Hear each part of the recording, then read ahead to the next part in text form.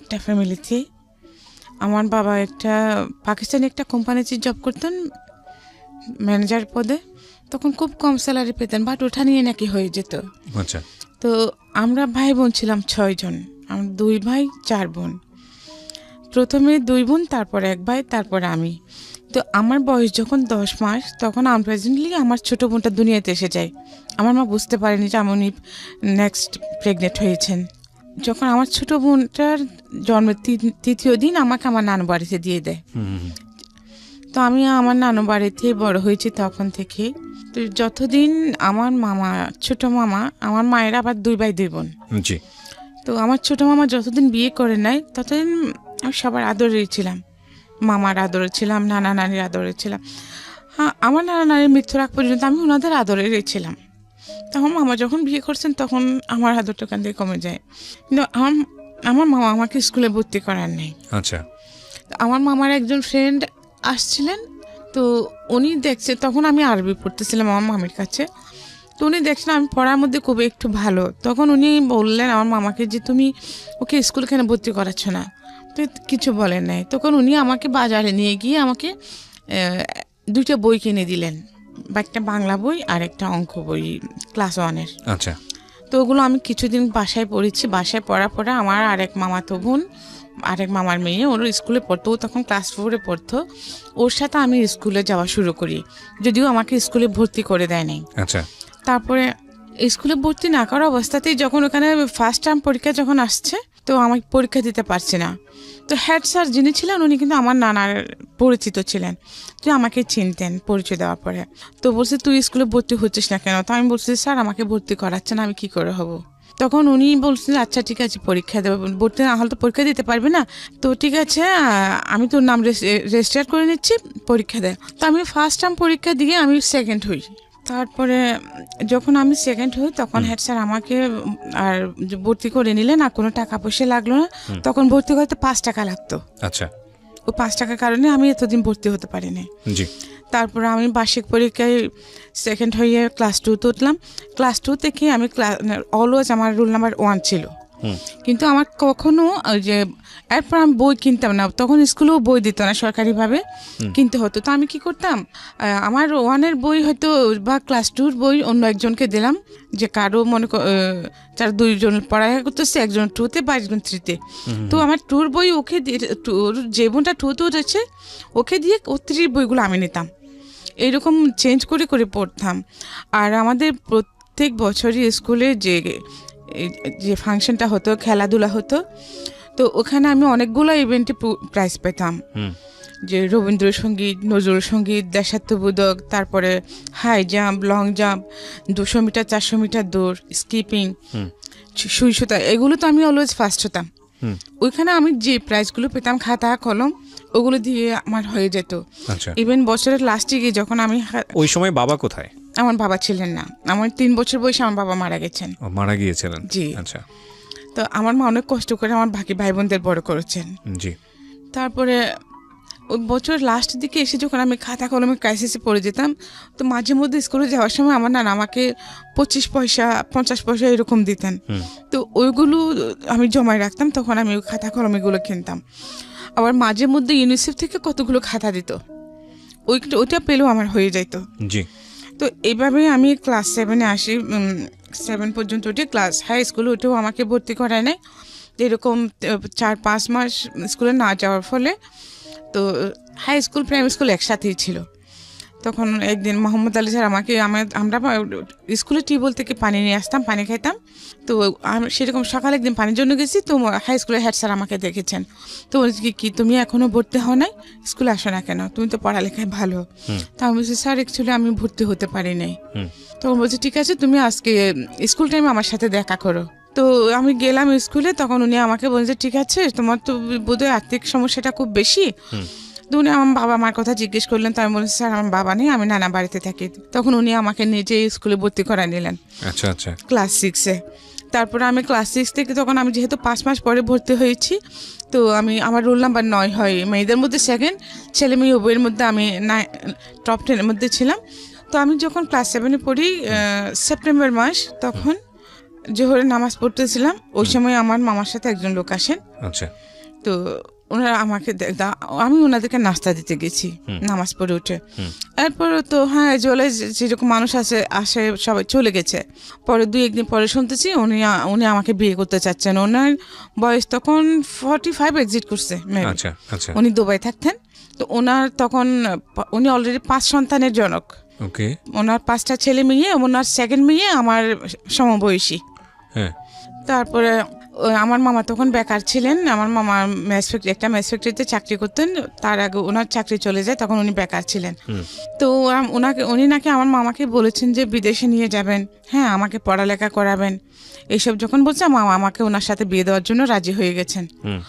কিন্তু এই কথা শুনে আমার মা, আমার ভাইটা আমার 6 বছরের বড়, এবং আমার মেজো আপা, ওরা কেউ বিয়েতে রাজি না। কিন্তু আমার মামা আমার মামা বলেছেন আমি ছোটবেলা থেকে বড় করেছি, আমি বিয়ে দিব। আর সে বেটার আর কিছু পাবো না। আচ্ছা। তো এখন সতীনের করে বিয়ে হলে কি হবে, সতীন ছাড়া বিয়ে হলে কি হবে, আমি এইগুলো কিছুই বুঝতাম না। তখন আমার 12 বছর চলতেছে মাত্র। তারপরে আমাকে বিয়ে দিয়ে দেওয়ার জন্য অনেক ঝগড়াঝাটি হচ্ছে। তখন আমার ভাই এক পর্যায়ে মারামারি পর্যন্ত লেগে গেছে আমার মার সাথে, আমার মামার সাথে। আমার মা ভাইকে লম্বা কিরিচ নিয়ে দৌড়ায় ছুটছেন। আচ্ছা। তারপরে এখন আমাকে তো আর যেতে দিচ্ছে না। আমার ভাই বলছে তুই আমার কাছে চলে যাই, ওদের সাথে থাকার দরকার নেই, কিন্তু আমাকে যেতে দিচ্ছে না। তখন আমার ভাই আমাকে ডেকে এনে বলতেছে যে দেখ তুই তো এগুলো বিয়ের সাথে কিছু বুঝিস না, তোকে যদি ওরা রাজি কিনা ওখানে কাজে আসবে, তোকে রাজি কিনা জিজ্ঞেস করলে তুই বলবি যে না তুই রাজি না। তুই যদি রাজি না হস তাহলে তোর বিয়েটা হবে না। তা আমি বলছি আচ্ছা ঠিক আছে।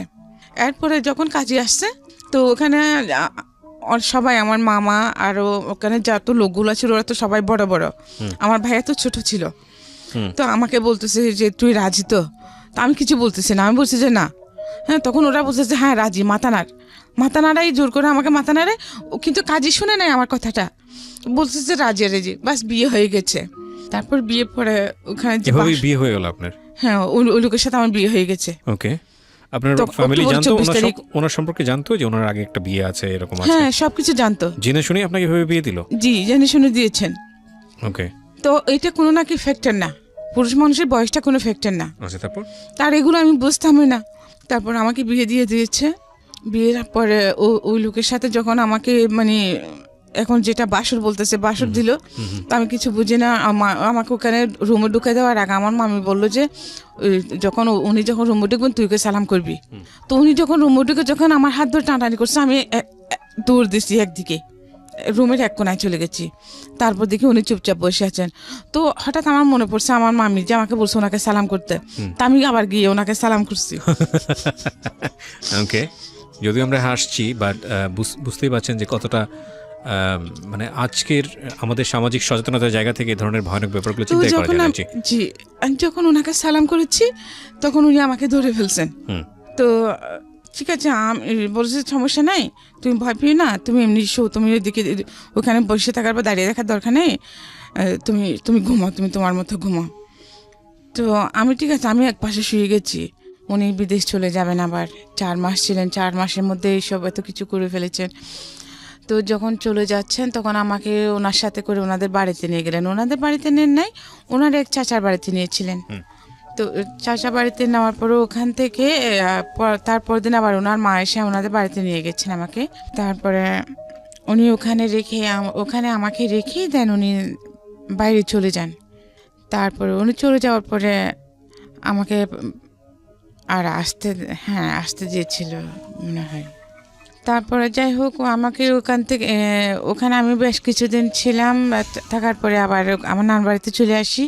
তো আসার পরে আমি উঠান ঝাড়ু দিচ্ছিলাম প্রায় 3 মাস পরে। তো উঠান ঝাড়ু দেওয়ার পর আসরের নামাজের পরে তো ঝাড়ু দেওয়ার সময় হঠাৎ আমি অজ্ঞান হয়ে পড়ে যাই। আচ্ছা। তো আমার মামি দেখেছে, দেখার পরে আমাকে বাসায় নিয়ে যায়। বাসায় নিয়ে পানি টেনে ঢালার পরে আমি সুস্থ হই, আমার জ্ঞান আসে। কিন্তু এরপর থেকে কেমন জানি আমি পাগলামি করি। আচ্ছা। হ্যাঁ, সবাই বলছে জিনের বাতাস লেগেছে, যেটা হয় গ্রামাঞ্চলে আর কি, যেটা বলে। হ্যাঁ, এরকম। আমি 3 মাস কমপ্লিটলি এরকম ছিলাম। আচ্ছা। হ্যাঁ, কিন্তু এর মধ্যেও যে উনি যে আমাকে পড়ালেখা করাবেন বলেছিলেন, বাট উনি কিন্তু আমাকে পড়ালেখা আর করার নেই। হ্যাঁ, তো এরপরে তো আপনি যেটা বলছিলেন যে ওনার আগের ওয়াইফ ছিল, সেখানে বাচ্চা কাচ্চাও ছিল, তো আপনাকে কি ওই বাড়িতে নিয়ে গিয়ে তুলেছে নাকি অন্য কোনো বাড়িতে, নাকি তখন আপনি জানেন না বিষয়টা? না, ওনার এক চাচার বাড়িতে নিয়ে গেছিলেন, ওনাদের বাড়ি থেকে দূরে। ও আচ্ছা, তখন আপনি জানেন না ঘটনাটা, নাকি বিয়ের পরে জেনেছেন, বিয়ের আগে জেনেছেন? এই ওনার বউ আছে যে সেটা জানতাম। ও জেনে শুনেই বিয়ে করেছেন? হ্যাঁ, আমি তো বিয়ে সম্পর্কেই জানতাম না। এক্স্যাক্টলি, আপনি তো সেটাই জানেন না, আপনার ফ্যামিলি জেনে শুনেই বিয়ে দিয়েছে। হ্যাঁ, আচ্ছা, বিয়ে কি সেটাই তো আমি বুঝতাম না। রাইট, তারপর? তো সেজন্য ওনার বউ থাকলে কি বা না থাকলে বা আমার তাতে কোনো একটা কিছু যায় আসে না। Right right. হ্যাঁ, তারপরে আমাকে ওনার চাচা বাড়িতে নিয়ে গেলেন, ওখানে আমি রাতে ছিলাম। তারপর দিন সকাল ও তো মানে এর মধ্যেই সব জায়গায় জানাজানি হয়ে গেছে, আমাকে সন্ধ্যায় নিয়ে গেছে। তারপরে মানে মাগরিবের পরেই সবার কাছে জানাজানি হয়ে গেছে যে উনার আমাকে ওখানে নিয়ে গেছে। ও যে সেকেন্ড ম্যারেজ করেছে ওই মেয়েটাকে এখানে নিয়েছে। মানে গ্রাম তো পাড়া প্রতিবেশী সবাই একদম আমাকে দেখতে আসতেছে।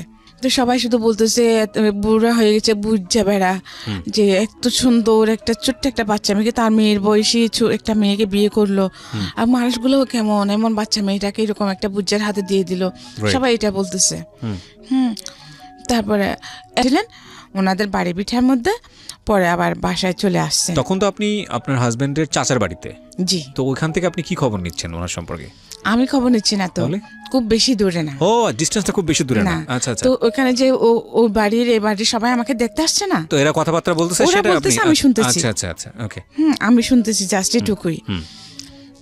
তারপর দিন কি করছে, সকাল 9টার দিকে আমার শাশুড়ি আসছে, আসি বলে যে ছেলে যখন বিয়ে করছে ভালো হলো, আমার ছেলে খারাপ হলো, আমার ছেলে তো আমার ছেলে বিয়ে করছে কি আমি ফেলে দিতে পারবো, বউ এখানে কেন থাকবে, আমার ছেলে বউ আমার বাড়িতে যাবে। তো এইটা বলে আমাকে নিয়ে গেছে। তো ওনার ছেলে যাওয়া পর্যন্ত ওখানে ছিলাম, ওনার ছেলে যাওয়ার পরে ওখান থেকে আমি চলে গেছি আমাদের বাড়িতে। তো তারপরে বাড়িতে যাওয়ার পরে কিছুদিন পরে এই ঘটনা হলো যে আমি হঠাৎ অজ্ঞান হয়ে গেলাম। উনি যখন চলে গেছেন, যেদিন চলে গেছেন ওই রাতে, এরপর 2 রাত আমি ওখানে যতদিন ছিলাম আমার সত্যির সাথে একই বিছনায় ঘুমাইতাম। আচ্ছা আচ্ছা। তো হ্যাঁ, একদিন রাতে আমার ঘুমে যাওয়াতে দেখি কি উনি আমার চুল ধরে টানতেছেন। তো আমি শুনেছি, এখন এগুলো বিশ্বাস করি না, তখন মানে শুনেছি আর কি, বলছে মানে আমাকে উনি তাবিজ করেছেন। আচ্ছা। তো এটা উনি নিজের মুখে স্বীকার করেছিলেন, মানে চুল নিয়ে, আপনার চুল নিয়ে। আচ্ছা, আমাকে তাবিজ করেছেন, এটা শুনেছিলাম। তারপরে আমি তো 10 মাস টোটালি ডিসপ্লেস ছিলাম। আর পরে আমার শাশুড়ি এই ঘটনার পরে 3 মাস আপনার অবস্থা খারাপ ছিল? হ্যাঁ, ওখান থেকে যাওয়ার পরে, আমাদের বাড়িতে যাওয়ার পরে। আচ্ছা আচ্ছা। তারপরে আবার কেমন কেমন করে জানি ওই ওজা টোজা এনে আমাকে ভালো করেছে, সুস্থ করেছে, ঠিক আছে। এরপরে এগুলো সে শুনছে, আমি চিঠি লিখে জানিয়েছি। হ্যাঁ, তো তারপরে আমি চলে আসছি, আমার তো এখানে ছিলাম। হঠাৎ এক রাতে দেখি কি উনি আসে আমাকে ডাকতেছেন 4 মাস পরে। মানে আপনার হাজবেন্ড? হ্যাঁ, উনি বিদেশ যাওয়ার 4 মাস পরে আবার ব্যাক করেছেন। কোন দেশে থাকতো জানি? কোন দেশে? সৌদিতে থাকতেন। সৌদি আরবে। আল-আকসা। আচ্ছা, আল-আকসাতে। হ্যাঁ। তারপরে যখন ডাকছে উঠি, দরজা খুলে দিচ্ছি। তারপরে বাড়ির সবাই উঠেছে, তো বলছে যে আমি মানে কালকে আসছি, কালকে চলে এসেছি। তো এরপরে উনি আপ ডাউন করতেন, 2 মাস ছিলেন। 2 মাস পরে যাওয়ার সময় আবার আমাকে ওনাদের বাড়িতে নিয়ে গেলেন। এর মধ্যে কিন্তু আমি ম্যাচিউর হয়ে যাই। তো উনি আমাকে ওনাদের বাড়িতে নিয়ে গেলেন। বাড়িতে নেওয়ার পরেও আমি কিছুদিন ছিলাম, কিছুদিন থাকার পর আমাকে তো উনি ওখানে রেখে চলে যান। পরে বুঝতে পারি যে মানে যে আমার প্রেগনেন্ট। আপনি কনসিভ করেছেন, এটা বুঝতে পারেন? কনসিভ করেছি। আচ্ছা, বয়স কত তখন আপনার? আমার 14 বছর বয়স। 14 বছর। 7 বছর বয়সে বিয়ে হওয়ার পরে আপনি 14 বছর বয়সে ওনার সঙ্গে 4 মাসের দেখা, আমি ঠিক বুঝতে পারছি না, মানে এত ছোট গ্যাপটা কিভাবে হয় আসলে? ওনার সাথে আমার বিয়ে হয় তখন আমার 12 বছর 2 মাস। আচ্ছা। হ্যাঁ, তো এরপর উনি অনেকদিন বাড়িতে ছিলেন। থাকার পরে যে ওই যে আমি হাসপাতাল নিল, থাকার পর উনি আবার দেশে বাইরে চলে গেলেন। আপনি বলছেন যে 7 বছর বয়সে আপনাকে দেখতে আসে, তাহলে ওটা কোনটা? আমি তো ক্লাস 7 এ, 7 বছর কি করে? ও আচ্ছা আচ্ছা, right. I am extremely sorry, আপনি তখন ক্লাস 7 এ। আমার নিজেরই ভুল হয়েছে, ঠিক আছে, সমস্যা নেই। আমি ক্লাস 7 এ তখন। ঠিক আছে, একদম ইউ আর পারফেক্ট। রাইট, বলেন তারপর। আমি কিন্তু জানতাম না যে প্রেগনেন্ট হয়েছে এটা, কিন্তু আমার খুব বমি হচ্ছিল, মাথা ঘোরাচ্ছিল। তখন এই আমার চাচি শাশুড়ি বলতেছে আর কি, আমার চাচি শাশুড়ি, আমার বড় যা, ওরা বলতেছে যে ছেলে আসতেছে এগুলো বললো।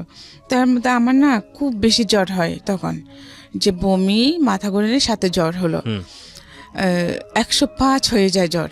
তো ওনাদের ওখানে এলাকায় একটা ইমরান ডাক্তার নামে একজন ডাক্তার ছিলেন, ওনাকে এনেছেন। উনি যে পেশেন্টকে দেখেন ওখানে ওনাকে গ্লুকোজ স্যালাইন দেবেন, ওই যে কি ওখানে কি একটা ইঞ্জেকশন দেন, ওটা দিলে মাথা ঘুরায়, ইঞ্জেকশন স্যালাইনটা দিলে ভালো সুস্থ রোগীও অসুস্থ হয়ে যায়, মাথা ঘুরায়। এই কি যেন একটা ইঞ্জেকশন দেন ওখানে। তারপর আর উনি সবাইকে দিতেন, কার্মিলা নামের একটা সিরাপ দিতেন। আচ্ছা, সবাইকে মোটামুটি? হ্যাঁ, সব পেশেন্টকেই। ওকে। তো আমাকেও দেখে আমাকে স্যালাইন দিলেন, ইঞ্জেকশন দিলেন, সিরাপগুলো দিচ্ছেন। তো উনি স্যালাইন যখন আমাকে পুশ করে চলে যাচ্ছেন, সবাইকে বলে গেছেন যে মানে স্যালাইনটা শেষ হলে তোমরা, এটা শেষ হতে হতে রাত 11টা বাজবে প্রায়, তোমরা কাল খুলে নিও, তা না হলে রক্ত উঠে যাবে। তো সবাই ওনাকে শিওর করলেন যে হ্যাঁ খুলে নিবে। আমার অনেক দেবর ছিল, হ্যাঁ অনেক দেবর বলতে কি আমার শ্বশুরের 2 বিয়ে করেছে, আবার আমার চাচা শ্বশুরও 2 বিয়ে করেছে। 2 বিয়ে করছে, যে এরকম আমার শ্বশুর যখন মারা যান তখন আমার শাশুড়িকে আবার ওনার দেবরে বিয়ে করে। আচ্ছা। তো 2 বউ মিলে অনেকগুলা ছেলে মেয়ে। ওকে। তারপরে যে দেখি কি সবাই খাওয়া দাওয়া করে ঘুমিয়ে গেছে, কিন্তু স্যালাইন খোলার জন্য কেউ নাই। এটা রাতে যখন শেষ হয়ে গেছে, স্যালাইন শেষ হওয়ার পরে যে অনেকগুলো রক্ত উঠে গেছে, মানে স্যালাইনের রক্ত উঠে গেছে? হ্যাঁ, স্যালাইনের রক্ত উঠে গেছে শেষ হয়ে, কিন্তু কেউ আসছে না। আমি সবাইকে ডাকতেছি, কেউ নেই, সবাই ঘুমিয়ে গেছে। তো আমি কি তখন আমার শরীরে কাঁপুনি ছুটে গেছে ভয়ে। তো আমি কি করছি, আস্তে করে টেপটা খুলে কোনো রকমে সুইটা টান দিয়ে খুলে ফেলেছি। সুইটা টান দিয়ে খোলার ফলে এই যে ফিনকি দিয়ে রক্ত বেরোচ্ছে। হ্যাঁ, তো আমি ওইটা জানতাম না যে ওই যে যেখানে পুশ করছে ওই জায়গাটা চিপে ধরতে হবে। আচ্ছা। তারপরেও আমি কি জানি কেন জানি যখন ব্লাড বেরোচ্ছে তখন আমি চেপে ধরেছি। তারপর কিছুক্ষণ পরে ব্লাড বন্ধ হয়ে যায়। তো দেন আমার যে আমি ওয়াশরুমে যাব, কিন্তু আমার মাথা ঘুরাচ্ছে খুব, আমি উঠতে পারছি না, লাইট টাইট সব অফ। কিন্তু তো ওয়াশরুমে যাবো, যে আমার শাশুড়ি বারান্দায় শোন, হ্যাঁ আমার শাশুড়ি যেখানে শোন, আমার শাশুড়ি পায়ের নিচে বদনা থাকে দরজার ফাঁকের মধ্যে। আচ্ছা। তো ওখান থেকে বদনা নিয়ে বাইরে ওয়াশরুমে যেতে হয়। আচ্ছা। তারপরও আমি হাতটায় গেছি, তো ওখানে তো অন্ধকার, আমার শাশুড়ি পায়ের সাথে লেগে আমি পড়ে গেছি এই বদনা নিতে গিয়ে। তো আমার শাশুড়ি কে করে চিল্লে উঠছে, উঠে লাট দিছে। তো আমাকে দেখছে, বলো তুমি এখানে কি করতেছো? তো আমি বলছি মা আমি ওয়াশরুমে যাব সেজন্য, কিন্তু আমার ওই যে মাথা ঘুরাচ্ছে, আমি পড়ে গেছি, বদনা কুস্তি গিয়ে আপনার পায়ের সাথে লেগে পড়ে গেছি। তখন উনি আমাকে তো ওয়াশরুমে নিয়ে গেলেন। তা আমি ওয়াশরুম সেরে আসলাম, আসার পর উনি বললেন স্যালাইন কীভাবে কে খুলছে? আমার যে কেউ খুলে নাই, তো রক্ত উঠে গেছে, সেজন্য আমি নিজে টান দিয়ে খুলে ফেলেছি। তো উনি গিয়ে দেখলেন ওখানে অনেকগুলো রক্ত উঠে গেছে। তারপরে উনি শুয়ে গেছেন, কিন্তু আমার জ্বর কমে নাই। আচ্ছা। জ্বর না কমার পরে এখন যে আমি কিন্তু কোনো কাজকর্ম করতে পারছি না তখন।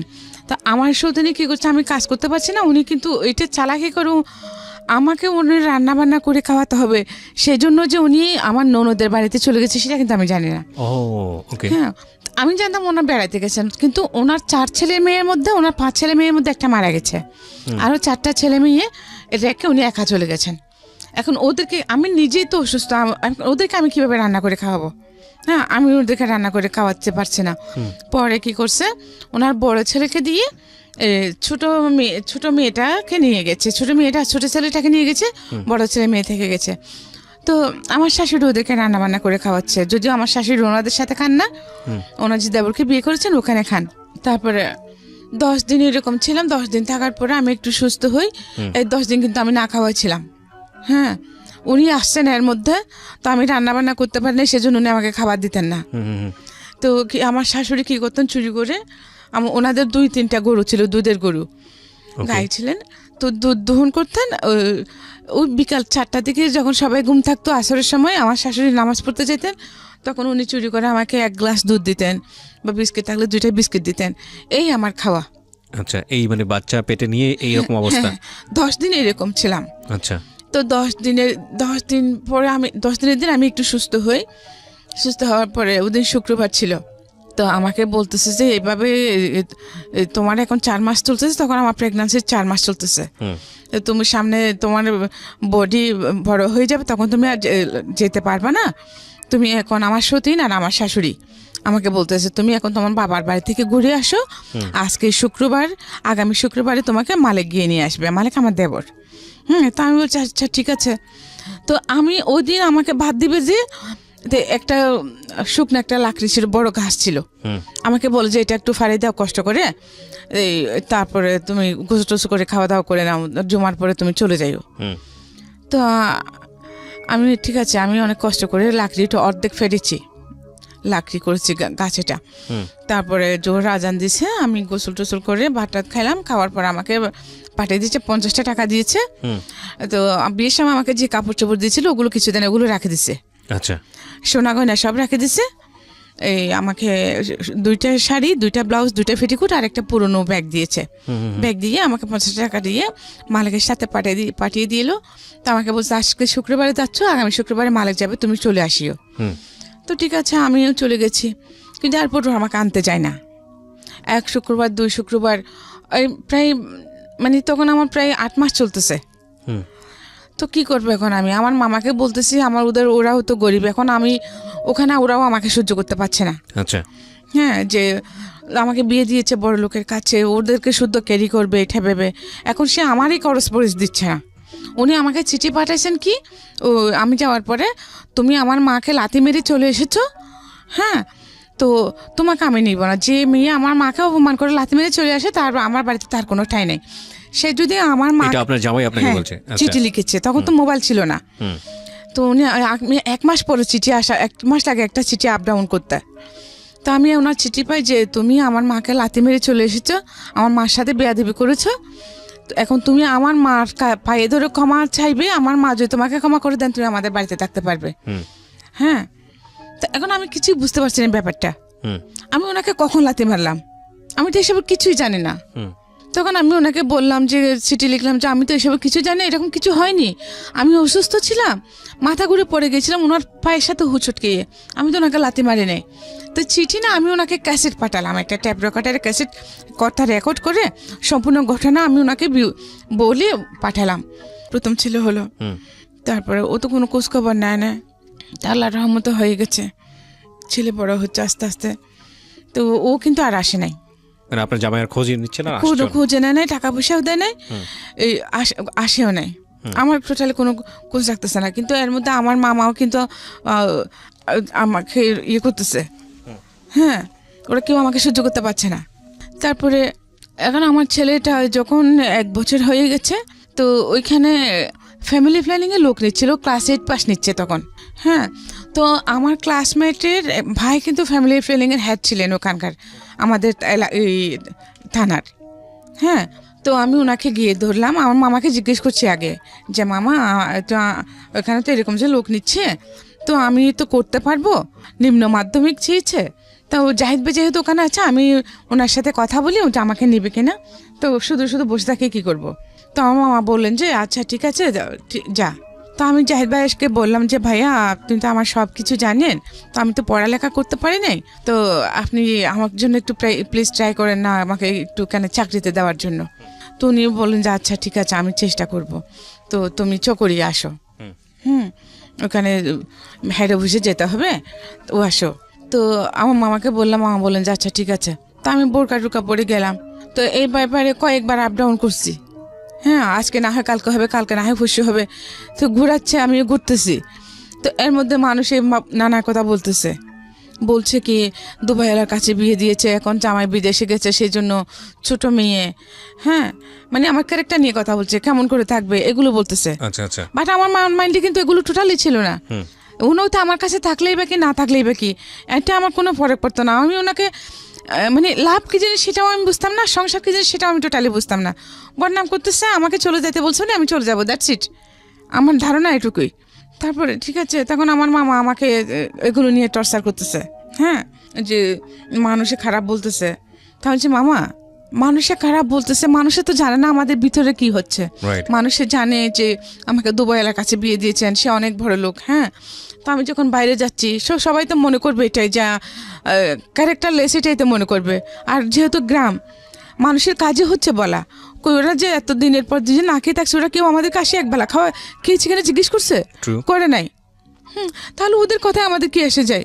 বললে আমাকে সমাজ নিয়ে থাকতে হবে, এই সমাজ নিয়ে আমাকে মরতে হবে। তাহলে আপনি সমাজ নিয়ে থাকবেন, সমাজ নিয়ে মরবেন। আপনি যদি মরে যান, যখন আপনার লাশে গন্ধ ছুটবে তখন ওরা এমনিতেই দাফন করবে, কারণ গন্ধ কেউ সহ্য করতে পারে না। সমাজ, যে সমাজ আমি খেয়েছি, খাই নাই, আমার ভালো মন্দ কোচ করে নাই, আমাকে জোর করে বিয়ে দিচ্ছি, তখন কেউ বাধা দেয় নাই, এখন কেন আমি সেই সমাজের কথা শুনবো? আমি এই সমাজের কথা শুনবো না। তখন আমার মামা আমাকে বার করে, খুব মেরেছেন, মেরে আমাকে বার করে দিলেন, এই বাচ্চা সহ বার করে দিয়েছেন। এখন আমি আমার মার কাছেও যেতে পারছি না। বাচ্চার বয়স কত তখন? বাচ্চার বয়স তখন 1 বছর 10 মাস। তারপর এখন আমি আমার মার কাছেও যেতে পারছি না, কারণ উনি আমাকে ওদের বিরুদ্ধে গিয়ে আমাকে বিয়ে দিয়েছেন। ওখানে গেলে আমার ভাই আমাকে যেতে দিচ্ছে না। হ্যাঁ, তো আমি কোথায় যাবো? আমার মামা এখন ওদের টাকা পয়সা দিচ্ছেন না, আমার দোষ, এটাও আমার দোষ। আমি চাকরি করতে চাচ্ছি ওনাদেরকে একটু হেল্প করার জন্য। হ্যাঁ, নিজেও একটু ভালো থাকবো, না খেয়ে থাকতেছি দিনের পর দিন। এমন হয়েছে যে আমি লাকড়ি কাটতে গেছি, সারাদিন গাছ কেটে যে কয়মন হয়েছে এগুলো টাকাগুলো দিয়ে সন্ধ্যায় এসে 8টায় না আমরা রুটি বানিয়ে খেয়েছি। তখন আমার মামার প্রেস্টিজে লাগে না সেটা। এখন আমি চাকরি করতে যাচ্ছি, সেটা প্রেস্টিজে লাগতেছে। আমাকে বার করে দিয়েছে। তো আমি কি করবো? আমার ভাইয়ের ওখানে যেতে পারছি না। আমি আমার বান্ধবীদের ঘরে ঘরে প্রায় 2 মাস এরকম ছিলাম। আজকে এর ঘরে তো কালকে এর ঘরে, এই বাচ্চা নিয়ে। তো শেষে ভেবে দেখলাম যে না, এইভাবে তো জীবন যাবে না। হ্যাঁ, আমি কি করব? বাচ্চা নিয়ে করতে যাবে, বাচ্চা নিয়ে আমি কোনো কাজও করতে পারবো না। তখন আমার হাতে একটা CK5 ঘড়ি ছিল, বিয়ের সময় দিয়েছিল। এই ঘড়িটা বিক্রি করে একটা রেড কাউ দুধের টিন নিয়েছি। তখন 65 টাকা ছিল রেড কাউ দুধের টিনটা নিয়ে একটা হিন্দুর ঘরে আমার মাকে ডেকে এনে আমার ছেলেটাকে দিয়ে দিলাম। দিয়ে বলছে, মা তুমি ওকে দেখো, আমি শহরে চলে যাই। হ্যাঁ, এখানে আর কী বা করবো? দেখি ওখানে গার্মেন্টসে বলো মানুষের চাকরি করে, গার্মেন্টসে চাকরি করবো। আমাদের এলাকার একটা ছেলে বলেছিল এটা। মা বলেছে ঠিক আছে। আমি আমাকে দিয়ে কান্না করে করে শহরে চলে আসুন এর সাথে, ওই ছেলেটার সঙ্গে। হ্যাঁ, পাড়া তো চাচাতো ভাই লাগে। আচ্ছা। তো উনি এনে আমাকে লালদিঘির পাড়ে হোটেল আলফা তাদের তুললেন। আচ্ছা। তো বলছে যে এখন তো সাদেখানে আমার কোনো আত্মীয় স্বজনও নাই, তো তোকে নিয়ে আমি কোথায় থাকবো? ওই কক্সবাজার থেকে চিটাগাংয়ে আসলেন। হ্যাঁ, তো যে কদিন বাচ্চাটা আপনার মায়ের কাছে। হ্যাঁ, যে কদিন চাকরি না হয়, চাকরি তো আসার সাথে সাথে হয় না, খুঁজতে হবে। তো চাকরি যে কদিন না হয় আমরা এখানে থাকি। তো ঠিক আছে, থাকলাম। তো রাতে দেখি উনি আমাকে ফোর্স করছেন ওনার সাথে ফিজিক্যাল হওয়ার জন্য। হ্যাঁ, তা আমি বলছি যে না, আমি এরকম করবো না, আপনি যদি আমাকে জোর করেন আমি চিৎকার দেবো। হ্যাঁ, তো উনি কিছু করেন নাই। সকালে উঠে উনি নাস্তার জন্য যাচ্ছেন বলে আমাকে হোটেলে ফেলে উনি চলে গেছে হোটেল 2 তলায়। তো এখন আমি কি করবো? আমার হাতে তো কোনো টাকা পয়সা নেই, আমি হোটেলে বেরিয়ে বা থেকে দেবো, কি করব? সকাল 8টার সময় উনি বেরিয়ে গেছেন, 10টা বাজলো, 12টা, 1টা, 3টা বেজে, 2টা বেজে গেছে, কোনো খবর নাই। তারপরে আমার প্রচণ্ড ওরকম ক্ষুধা লাগছে। তা আমি ওইটারকে ওখানে হোটেল বয় আছে না, ওদেরকে বললাম যে কি কোনো খাবার পাবো কিনা। বলে টাকা দিলে না নাস্তা এনে দিতে পারবো, কারণ আমার কাছে তো টাকা নেই। বলে আপনার ভাই ছিল না ওখানে, আপনার ভাই এটা কোথায় গেছে? আমি উনি সকালে গেছেন, যে আসেন নাই। আমি কিন্তু এই শহরের পরিবেশ, গ্রামের পরিবেশ, এত পলিটিক্স এগুলো কিছু জানি না, বুঝি না। হ্যাঁ, তখন এই আমি বেরিয়ে হাঁটতেছি রুম থেকে বেরিয়ে, তো ম্যানেজার ছিলেন, ম্যানেজার আমাকে ডাকলেন। হ্যাঁ, বলেছে কি আপনার কেউ না এখানে? আমি বলছি আমার ভাই ছিল, সকালে গেছে, উনি আর এখন আসেন নাই। বলে উনি আসবেন না? আমি বলছি জানি না। হ্যাঁ, বলে কেন, কি হয়েছে? তো আমি চুপ করে আছি। তো উনি কি ইমেজ করছেন আমি সেটা জানি না। তা আমাকে বললেন যে দেখেন, আমি আপনার বড় ভাইয়ের মতো, আপনি আমাকে নির্ভয়ে বলেন কি হয়েছে। তখন আমি ওনাকে বললাম যে এরকম ব্যাপার, যে আমি এই জন্য কারণে চিটং এসেছি। তো উনি আমার সাথে এরকম বিহেভ করতে চেয়েছেন, করতে পারেন নাই। এখন সকাল উনি নাস্তার কথা বলে চলে গেছেন, এখনও আর আসেন নাই। তখন বলছে এটা তো মহাবিপদ, আপনি হোটেলে বিল কীভাবে দিবেন? হ্যাঁ, আর আপনি যাবেন এবার কোথায়? আমি জানি না, আমি এখানে কিছু চিনি না, আমি লাইফে ফার্স্ট এসেছি। তো তখন ওইখানে যে লালদিঘিতে একটা খেলা হচ্ছিল, যে পুকুরের মধ্যে লালদিঘিতে একটা লোক ডুব দিয়ে উনি ওখানে পানির ভিতরে সব কিছু খাওয়া দাওয়া করবেন। মানে 22-20-23 ঘন্টা থাকতে পারেন, এইরকম নামটা ভুলে গেছি, মনে আসছে না এখন। হ্যাঁ, তো ওই খেলাটা হচ্ছিল, ওখানে প্রচুর মানুষ। তো ওখানে আমরাও 3 তলায় উঠে বারান্দা থেকে এগুলো দেখতেছি। আমিও। ওখানে আরেকটা ফ্যামিলি ছিল, ওটা মানে লোহাগাড়া থেকে আসছে। তো ওনার হাজব্যান্ড ওয়াইফ, ওনার হাজব্যান্ডের কিডনির সমস্যা, ওর জন্য উনি ডাক্তার দেখাতে আসছেন। ওখান থেকে ওনাকে ঢাকা নিয়ে যাবেন পিজি হাসপাতালে। তো ওনার ছেলে মেয়ে আছে। তো কথাবার্তা একসাথে যখন আমরা বারান্দায় খেলা দেখতেছি, তো উনি আমাকে জিজ্ঞেস করছেন আমি কোত্থেকে আসছি না আসছি। তা আমি বললাম ওনাকে, হ্যাঁ উনি ছিলেন দাঁতের ডাক্তার।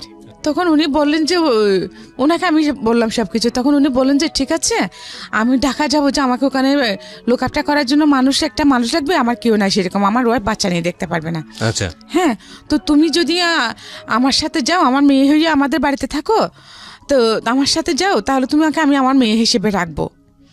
তখন আমি চিন্তা করে দেখলাম আমার আর কোনো ওয়ে নাই। তা আমি বললাম যে আচ্ছা ঠিক আছে। আমি তখন একেবারে কচুরি ফানার মতো হয়ে গেছি। তো উনি ম্যানেজারের সাথে কথা বললেন যে মেয়ে যে টাকা পয়সা যেগুলো হয়েছে, উনি এরপর ওনার সাথে আমাকে খাওয়ালেন, ওনাদের সাথে খাওয়ালেন। উনি 3 দিন ছিলেন। 3 দিন পরে আমি ওনাদের সাথে ওনাদের বাড়িতে চলে গেলাম। বাড়িটা কোথায় ছিল? ওনাদের বাড়ি ছিল পদুয়া, লোহাগাড়া থানা। আচ্ছা আচ্ছা। তারপরে উনি কিন্তু এটা ওনার সেকেন্ড ওয়াইফ ছিল। ওনার আরেকটা ওয়াইফ আছে, ওটা কক্সবাজার থাকে। ওনার ওইকারও ছেলে 2টা ও আর মেয়ে আছে। ওনার ছেলে দুটোটাই দাঁতের ডাক্তার। হ্যাঁ, তো ওনার ছোটো ওয়াইফের কাছে আমাকে নিয়ে গেছেন। ছোটো ওয়াইফ, উনি মহিলাটা অসম্ভব রকম ভালো ছিলেন। আমাকে একদম থেকে ওনার নিজের মেয়ের মতো করছেন। পুরো সংসার দায়িত্ব আমাকে দিয়ে দিয়েছেন। আমি যেটা বলি সেটা আমার সবকিছু আমার হাতে সঁপে দিয়েছেন। রান্না বান্না, ওনার ঘরে সব কিছু আমি সামলাচ্ছি সব, আমি ওরম বড় মেয়ের মতো। জি।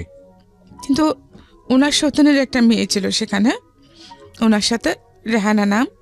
ও ক্লাস 9-এ পড়তো তখন।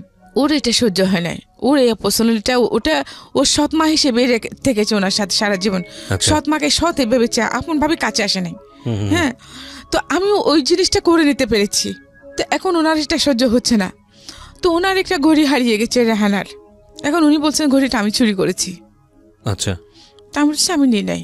তো সন্ধ্যাবেলা যখন আব্বু আসলেন, ওনার বাবাকে আমি বাবা ডাকতাম। আপনি বাবা ডাকতেন? হ্যাঁ। আচ্ছা, যিনি আপনাকে নিয়ে গেল ডাক্তার, ওনাকে বাবা ডাকতেন? বাবা ডাকতাম, ওনার বাবাকে মা ডাকতাম। আচ্ছা। ওনার ছেলে মেয়েরাও আমাকে বোনের মতো জানতো। আল্লাহ বেঁচে আছেন কিনা জানে না, মারা গিয়ে থাকলে আল্লাহ জান্নাত দান করুন। তারপর তো উনি বলেন যে আমাকে জিজ্ঞেস করছে তুই কে নিয়েছিস? আমি বলছি না বাবা আমি নিই নাই, আমি ঘুরে দিয়ে কী করবো? আপনি আমাকে আশ্রয় দিয়েছেন, এটাই আমার কাছে শুকর আলহামদুলিল্লাহ। আমাকে যে অপরচুনিটি আপনি দিয়েছেন, এটা আমার কল্পনাতীত। আমি ঘুরে দিয়ে কী করবো? ঘুরে দরকারই তো নাই। তো উনি সেটা বিশ্বাস করেছেন। উনি আমার ফেস দেখে বুঝতে পারছেন আমি সত্যি বলছি, কিন্তু ওনার মেয়ে বিশ্বাস করছে না। উনি আমাকে আমার পুরো বডিতে চেক করে দেখলেন, এখানে এখানে সবখানে হাত ঢোকা দিয়ে, পায় নাই। তখন উনি আমাকে বাথরুমের ভিতরে নিয়ে গেলেন। উনি বলছেন যে আমি আমার গোপনাঙ্গের ভিতরে গড়িয়ে লুকা রাখছি। ওনার সৎ মেয়েটা? হ্যাঁ। সবখানে দেখার পরে আমি বলছি যে আমি খুব কান্না করতেছি, আমি তো কিছু বলার বাসা পাচ্ছি না। কলঙ্কিত হলাম, চুর হলাম, বাট চুরির জিনিসটা আমার কাছে পাইল না। আমাকে এমন এমন জায়গায় চেক আপ করলো। তখন তারপর দিন ওর বাবা আমাকে একটা চিঠি লিখে দিলেন। ওনার এক ভাইয়ের ছেলের সাথে আমাকে কক্সবাজার পাঠিয়ে দিচ্ছেন ওনার ছেলের কাছে, যে তুমি ওখানে থাকবে, তুই ওখানে থাকবি, ও তোকে ডাক্তারি শিখাবে, দাঁতের কাজকর্মগুলি শিখাবে, তুই লাইফে কিছু করতে পারবি, এখানে তুই থাকতে পারবি না। হ্যাঁ, তুই এখান থেকে চলে যা। আমি চেয়েছিলাম তোকে আমার মেয়ের মতো রাখতে। আমি যেহেতু অসুস্থ মানুষ, আমি হাসপাতাল যাব, যেতে হয়, তো সাথে কাউকে পাই না। তুই থাকলে আমার ভালো হতো, সেজন্য আমি একজন, কিন্তু ওরা সেটা হতে দিবে না। তখন আমি বললাম যে বাবা আপনি যে আমাকে ওখানে পাঠাবেন, তো এখানে ওনার মেয়ে যদি এরকম হয় তাহলে ওনার ছেলেগুলো তো সেরকমই হবে। হ্যাঁ, তো বলে যে না আমার বড় ছেলেটা খুব ভালো, তুই ওর কাছে ওগুলো তোকে রাখবে। তো ঠিক আছে, আমাকে পাঠাই দিলেন। গেলাম, আমরা সন্ধ্যা 7টার দিকে গিয়ে পৌঁছলাম। তো খাওয়া দাওয়া করলাম। তো ওনার বড় ছেলে আর আস্তে আস্তে রাত অনেক হয়েছে, তখন আমরা ঘুমাই গেছি। হ্যাঁ, তারপরে সকালে উনি উঠে যখন ঘুম থেকে উঠছেন আমাকে ডাকছেন, আমি গেছি। তো চিঠি দিয়েছি। চিঠিতে উনি কী লিখে দিয়েছে সেটা কিন্তু আমি জানি না, হয়তো ওই কথা লিখেছেন। তারপর উনি বলেন যে আচ্ছা ঠিক আছে, সমস্যা নাই, তুমি এখানে থাকো, আমি তোমাকে আমার চেম্বারে নিয়ে যাব, তুমি ওখানে ওগুলো শিখতে পারবা। তো ঠিক আছে, সকালে উনি আগে চলে গেছেন। তারপরে আমাকে মানে একটা লোক দিয়ে, ওনার ছোটো ভাই মনে হয় সেটা, আমাকে নিয়ে গেছেন। এরকম কয়েকদিন ছিলাম। এরপরে দিকে আরেকদিন আমি যখন ওনার চেম্বারে গেছি, ওখানে মানে কীভাবে দাঁত বানাবে এগুলো দেখতাম, গরম পানি দাও দিতাম, এটা করো ওইটা করো। উনি যখন চিকিৎসা করতেন তখন আমি ওনার সাথে থাকতাম, যে ওখানে যে যন্ত্রপাতিগুলো লাগতো ওগুলো ওনাকে দিতাম আর কি, এরকম করতাম। তারপরে দেখি হঠাৎ একদিন 11টার সময় ভাবি ওখানে উপস্থিত চেম্বারে। তো উনি বলছেন যে ওনার একটা মেয়ে ছিল তখন, উনি বলছেন যে কি আমিও আজকে থেকে এখানে চেম্বারে থাকবো। তো স্যার, আমি ওনাকে স্যার ডাকতাম আবার। তো স্যার বলেন যে কেন? বলে না, ও যখন এখানে থাকবে তোমার সাথে কাজ করবে, আমিও এখানে থাকবো, আমি বাসায় যাব না। তো উনি বুঝতে পারছেন কি উনি সেটা কেন বলেছেন। তো আমিও কিছুটা যে বুঝি না তা আমিও বুঝলাম। তো ঘুরে ফিরে ওই একটাই ঘটনা যে আমার সাদা চামড়াটাই সব দেখে আমার জন্য কালো হয়ে দাঁড়ায়। তো ওগুলো নিয়ে ওনাদের মধ্যে বোধহয় ঝগড়াঝাটি হয়েছে। উনিও একটা সময় গিয়ে 15-20 দিন পরে উনি আমাকে বলেন যে বোন, আমারও তোকে রাখা আমার পক্ষে সম্ভব না, আমার সংসার ভেঙে যাবে, তুই অন্য কোথাও চলে যা। তো আমি বললাম যে আমি কোথায় যাব, আমার তো যাওয়ার কোনো ঠাঁই নেই। উনি আমাকে 500 টাকা দিলেন, বাড়িতেও ঠাঁই নেই, বাবার বাড়ি নেই, শ্বশুর বাড়ি নেই, নিজের থাকার কোনো ঠাঁই নেই। একটা ছেলে আছে, সেটা কোথায় সেটাও জানে না, মাকে দিয়ে আসছি। থাক, এইভাবে বেঁচে থেকে কী করবো? উনি আমাকে 500 টাকা দিলেন। 500 টাকা নিয়ে আমি যে একেবারে সাগরের পাড়ে চলে গেছি। তা বাঁচবো না, কিসের জন্য বাঁচবো? আমার যখন কিচ্ছুই নেই, তার উপরে যে মানুষের বাসায় কাজ করবো ওইরকম আমাকে রাখে না। আমার সাদা চামড়াটা দেখলে কেউ আমাকে কাজে বুয়া হিসেবেও রাখে না। তারপরে আমি ডিসিশন নিলাম যে আমি মরেই যাবো।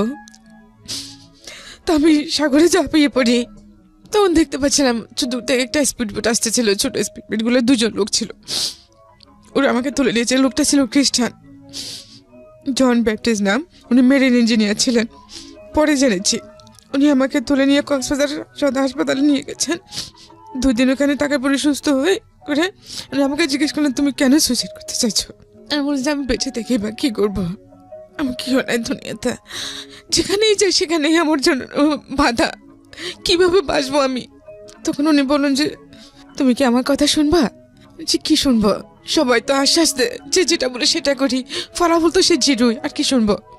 তা আপনিও হয়তো সেরকমই কিছু করবেন, ব্যতিক্রম কিছু তো হবে না। বলে যে না, সেরকম কিছু না, আমার 2টা বোন আছে। আমার একটা বোন সিটং সিটিতে থাকে জামাই নিয়ে, তার 2টা ছেলে আছে, সে গার্মেন্টসে চাকরি করে ফিরিপুটে। তুমি যদি আমার সাথে আমাদের বাড়িতে চলে যাও, আমার 2 বোন তখন ওনার কাছে গেছে, বল দূর আছিস কেন? আর ওখান থেকে একটা লোক ছিল, ওই লোকটাকে আমি স্যান্ডেল দেখাইছিলাম, কারণ আমি ওনাকে দেখে ভয় পেয়েছি সেজন্য।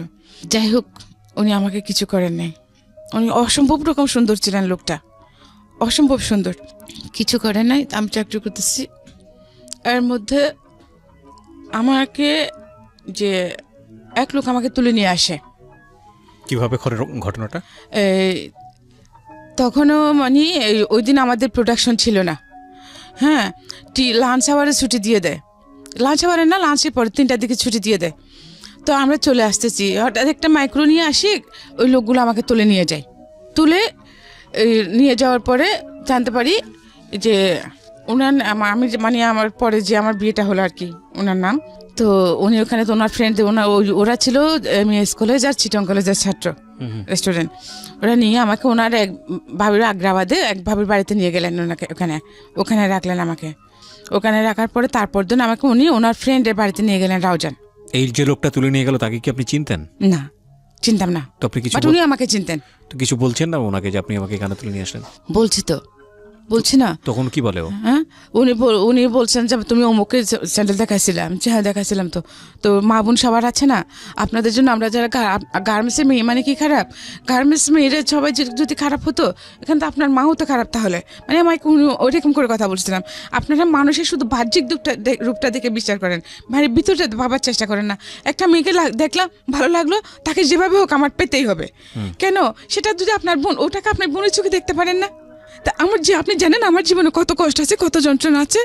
হ্যাঁ, আমি এত ছোট্ট বয়স, আমার একটা বাচ্চা আছে, আমি সারাদিন কাজ করি, ভালো থাকি, সারা রাত আমি ঘুমাতে পারি না, আমি বাচ্চার জন্য কান্না করি।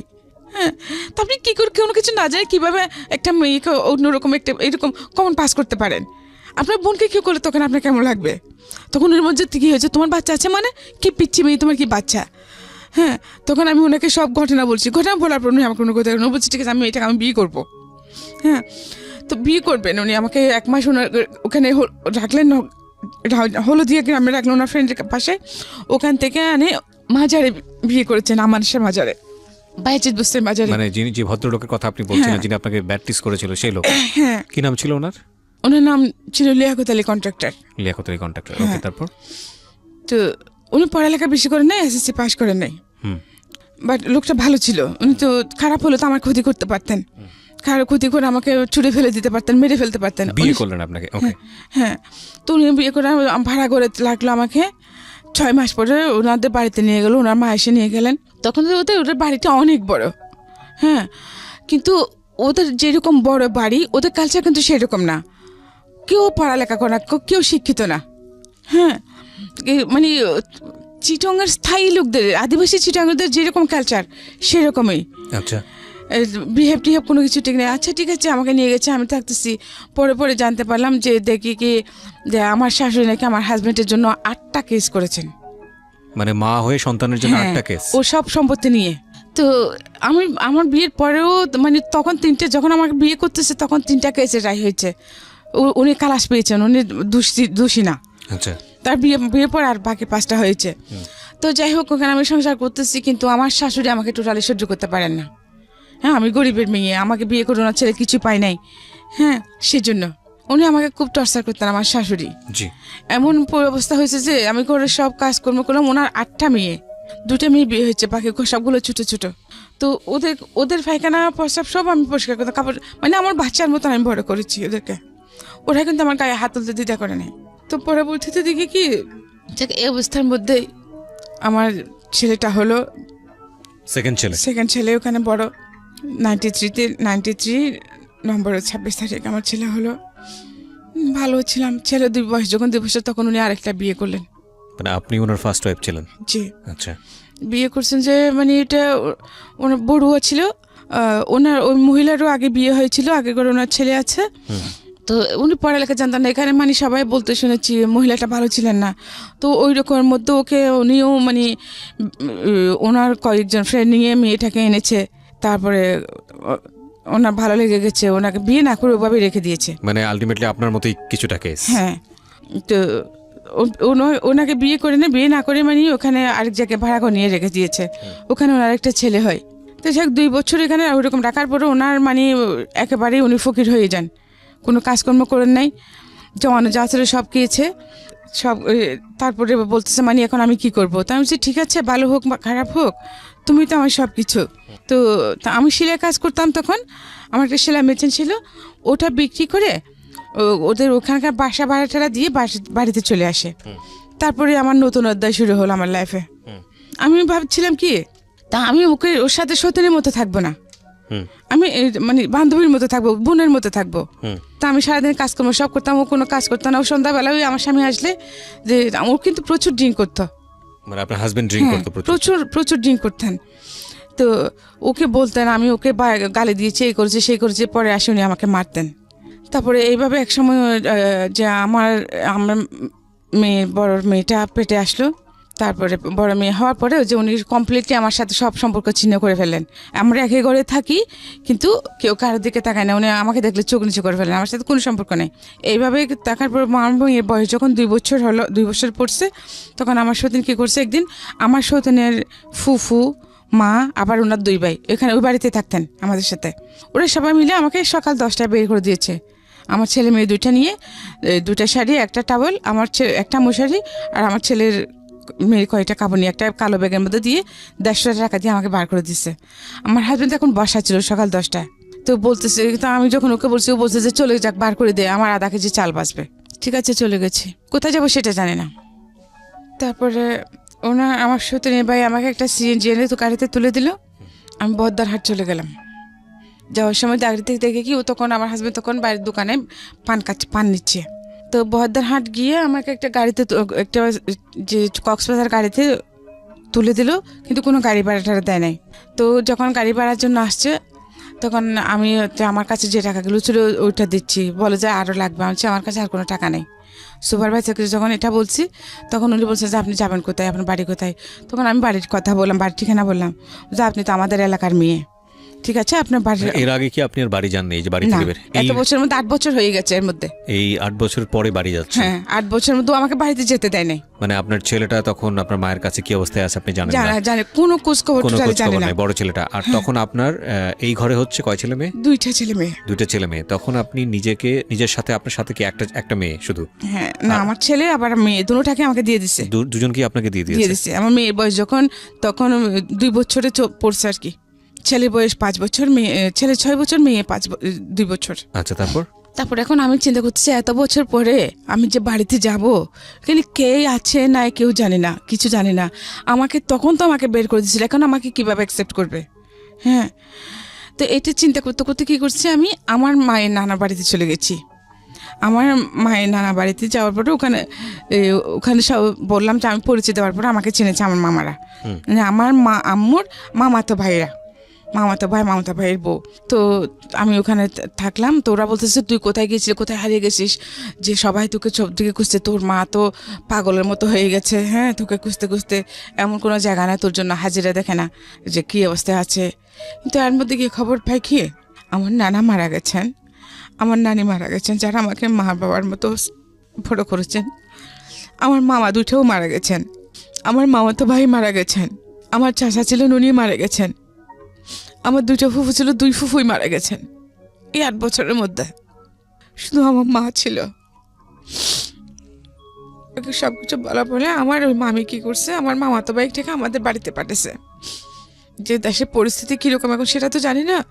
তারপরে ওনার ছেলেকে পাঠাইলেন যে আমার মাকে যেন চুপি চুপি বলে আমি আসছি। তারপরে খবর বিকেলে আমার মা ওর সাথে চলে আসে, আমার মামাতো ভাইটার সাথে চলে এসেছে, যে সাথে আমার ছেলেও ছিল। এই ফার্স্ট 8 বছর পর আমি আমার ছেলেকে দেখলাম। মানে তখনকার যে ফিলিংসটা, সমস্ত কষ্ট আমি ভুলে গেছি। আমার কোনো কষ্ট ছিল না তখন, যখন আমি আমার ছেলেটাকে দেখছি। আমি গিয়ে আমার ছেলেকে ছড়াই ধরে, বড় হয়েছে মাশাআল্লাহ, স্বাস্থ্য ভালো, মোটামুটি ভালোই আছে। 8 বছর পরে মাকে দেখলাম, ছেলেকে দেখলাম। ওই দিন আমার মা ওখানে ছিল। তারপর দিন আমার মা আমার ছেলেকে নিয়ে চলে এসেছিল, আসতে চাচ্ছিল না। তো আম্মু বলে যে চলে যাই, হ্যাঁ আগে ওদিকে দেখি পরিস্থিতি কীরকম, কী করি, তারপরে তো মাকে নিয়ে আসবো। হ্যাঁ ঠিক আছে, চলে গেছে। তো আমাকে বলেছে মা যদি আমাকে ওখানে নিতে না পারো, হ্যাঁ তাহলে আমি কি করব? তো আমার মামা বলে যে চিন্তা করিস না। তারপর সাথে আমাকে আরও একজন মহিলা দিলেন সিনিয়র। তো ওনার সাথে সাথে আমি ফিল্ডে যাইতাম কাজ করার জন্য। তো এরকম করতে করতে আমি কয়েকটা পলিসি করি, কয়েকটি বিমা করি, কয়েকজন মানুষকে বিমা করাই। তো করানোর পরে ওখানে থেকে আমি কিছু টাকা পয়সা পাই। টাকা পয়সা পাওয়ার পরে কয়েকটা বিমা করে না, 1 লাখ টাকার বিমা করালে আমি ওখানে 7-8 হাজার টাকা পাইতাম। তো আমি একসাথে কয়েকটা যখন বিমা করে আমি বেশ কিছু টাকা পাই। তো ওই টাকাগুলো দিয়ে আমি কি করলাম, আমার মাকে একটা 2 রুম করে একটা টিনের ঘর করে দিলাম। আচ্ছা, টিনের ঘর করে দিলাম। ঘর করে তারপর আমার মাকে নিয়ে আমি এখানে থাকতেছি। থাকার পরে কিন্তু এখানে যে আমি একটু এমনিতে তো খুব সুন্দরী ছিলাম, তারপরে একটু যে স্টাইলিশ চলাফেরা করতাম। তো এটা কিন্তু তখনও পর্যন্ত আমাদের সমাজ অ্যাকসেপ্ট করতেছে না। এমনি সবাই যে আমাদের এলাকার ওইখানে কিন্তু ম্যাক্সিমাম মানুষ শিক্ষিত, পড়ালেখা করে, সবাই খুবই কিন্তু মোটামুটি যে স্টাইলিশ চলাফেরা করে। বাট আমারটা অ্যাকসেপ্টেবল না, যেহেতু আমি গরিবের মেয়ে। তারপরে এখানে সবাই বলতেছে যে আমার মামাতো ভাইরা, আমার ভাইরা, চাচাতো ভাইরা, যে তুমি এখানে আসলে থাকতে পারবে না, তুমি একটা কাজ করো, তুমি সিটিতেই চলে যাও। তো পরে ভাবলাম যে আচ্ছা ঠিক আছে। তখন আমি কি করলাম যে আমার মাকে তো ঘর একটা করে দিয়েছি। তো আমি কিছু টাকা পয়সা জমিয়ে ওগুলো নিয়ে তা আমি সিটিতে চলে আসি। আসলে আমি সিটিতে আসার পিছনে আরেকটা কারণ ছিল, আমি সিটিতে আসতাম না। হ্যাঁ, সবচেয়ে বড় কারণ যেটা ছিল সেটা হচ্ছে কি, আমি এরকম এই যে ইন্স্যুরেন্সের কাজ করি, একটা পলিসি আনতে গিয়ে এক জায়গায় একটা রাতে মানে আমাদের ব্রাঞ্চ ম্যানেজারের সাথে গিয়েছিলাম। তো ওখানে যে জায়গায় আমাকে নিয়ে গিয়েছিল, ওখানে আমাদের 2জন ব্রাঞ্চ ম্যানেজার ছিলেন। হ্যাঁ, তো সাথে আমিও ছিলাম, আমাকে নিয়ে গেছিলো, পলিসিটা আমারই ছিল। তো ওই রাতে আমি ওখানে রেফট হই। কি বলেন? হ্যাঁ, ওদের এলাকাটা ওদেরই ছিল। তো যে কারণে আমি এটা আমাদের এখানে প্রেসিডেন্টকে বিচার দিয়েছি, কিন্তু কিছুই হয় নাই। আচ্ছা, কোনো হ্যাঁ, কেস কাছারি করেননি, মামলা করেননি? না। তো এখন মামলা তো করবো যে আমার যেহেতু বাচ্চা কাচ্চা আছে, আমার ওখানে তো এমনিতেই ওখানে পরিস্থিতি তো সেরকম ছিল না, তখন আরো বেশি খারাপ হয়ে যাবে। আজকের মতো পরিস্থিতি ছিল না? না, এখনকার মতো পরিস্থিতি তখন ছিল না। তো এই জন্য আমি আর মামলা টামলা করি নাই। আর যেহেতু আমি যাকে দৌড়াবো তার পিছনে তো আমাকেও দৌড়তে হবে, তো ওই দৌড়ানোর সময়টা তো আমার ছিল না। তো এইসব কিছু চিন্তা করে তা কিছু করি নাই। কিন্তু উনি আমাকে বললেন যে এখানে আমাদের হেড অফিসের যে প্রেসিডেন্ট চেয়ারম্যান, ওনাকে বিচার দিতে। হ্যাঁ, তো উনি যেহেতু করছেন না, আর উনি কী করবেন, সেম কথাই তো শুনবো।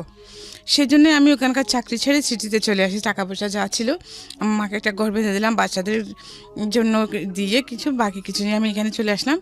তো এখানে আসলাম, এখানে একটা এই সেলাইয়ের উপর কোর্স, গার্মেন্টসের আইটেমের উপরে একটা কোর্স করলাম, যে এফআরএলসের মধ্যে। তারপরে চাকরি করবো আর কি। কোর্সটা শেষ হল 3 মাসের কোর্স। তো উনি বললেন যে আপনি এখানে কোর্সটা শেষ করলে আমরা আপনাকে ভালো জব দেবো গার্মেন্টসে, যেহেতু আমার পড়ালেখাও তেমন নেই। তো ঠিক আছে, করতেছি। তো ওইখান থেকে আবার বাড়ি যাওয়ার পথে এক ভদ্রলোকের সাথে আমার পরিচয় হয়। ওনারাও তখন কক্সবাজার যাচ্ছিলেন। তো মানে আমি টিকিট নিতে গেছি, তো এখন মহিলা বলে ওরা আমার কথা শুনতেছে না, মানে ছেলেদেরকে পুরুষদেরকে সব আগে দিচ্ছে। ওনারা 4 জন ছিলেন। তখন আমি বললাম যে ভাইয়া আমাকে একটা টিকিট নিয়ে দেন, আমি অনেকক্ষণ যাবো দাঁড়িয়ে আছি, বাট উনি আমার কথা শুনতেছেন না, বদ্দারহাট। তারপরে উনি আমাকে ওই টিকিট নিয়ে দিলেন, এবং ওনারা 4 জনের জন্য সার্সি নিয়েছেন, আর পিছনের সিটটা আমার জন্য নিয়েছেন। তো কি করছেন, এখন আমার পাশে আরেকটা লোক বসছে, তা আমি এখানে। তো শেষ আমি ওনাকে বললাম, উনি ওটা বুঝতে পারছেন যে আমি আনইজি ফিল করছিলাম। তো উনি বললেন যে আপনি যদি আনইজি ফিল করেন আমি কি ওদিকে আসবো? তা আমি বলছি যে হ্যাঁ আসেন।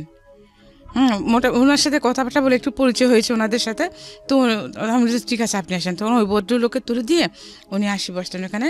তো ওনার সাথে পরিচয়, তারপরে মাঝখানে গাড়ি বিরতি নিল, ওখানে খাইতে নামলাম আমরা।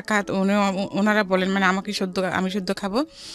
নেমেছি, কিন্তু যে রেস্টুরেন্টে আমরা খেতে ঢুকেছি ওখানে আমার বড় আপার দেবর ছিল একটা। আচ্ছা। তো উনি আমাকে যখন দেখছেন, উনি খেয়ে উঠেছেন, আমাকে দেখার সাথে সাথে উনি অর্ডার দিয়ে দিয়েছেন আমার জন্য। তখন আমি আরও তাদের সাথে খাই নাই, ওখানে খাইলাম। তো ওনারা যখন ফ্রেশ হয়ে আসছেন, তো আপনি খেতে বসছেন, আমি হ্যাঁ, আমি পরিচয় করে দিলাম। ও যে আচ্ছা ঠিক আছে। তো উনি আমাকে আমার চিটংয়ে আমি যেখানে শিখি ওখানকার অ্যাড্রেস নিয়ে নিয়েছেন। আমি অ্যাড্রেস দিয়েছি, উনি বলছেন আমরা 4 দিন থাকবো ওখানে, 4 দিন পরে চলে আসবো। কি শেখা ওটা? এই যে গার্মেন্টসের উপরে, মানে সেলাই কোর্স, গার্মেন্টসের আইটেমগুলোর উপরে। আচ্ছা আচ্ছা। প্যান্ট এগুলো। মানে এতদিন ছিলেন হলো বীমা কোম্পানিতে, এখন চলে যাচ্ছেন গার্মেন্টসে। হ্যাঁ, মানে এই ঘটনার পরে। জি। তা বাট ওই জিনিসটা আমাকে খুব করে খাইতো সারাক্ষণ, যে সেই ছোটবেলা থেকে শুধু আমার এই যে আমার স্কিনটার জন্য আমি সব প্রতি মুহূর্তে বাধাগ্রস্ত হয়েছি।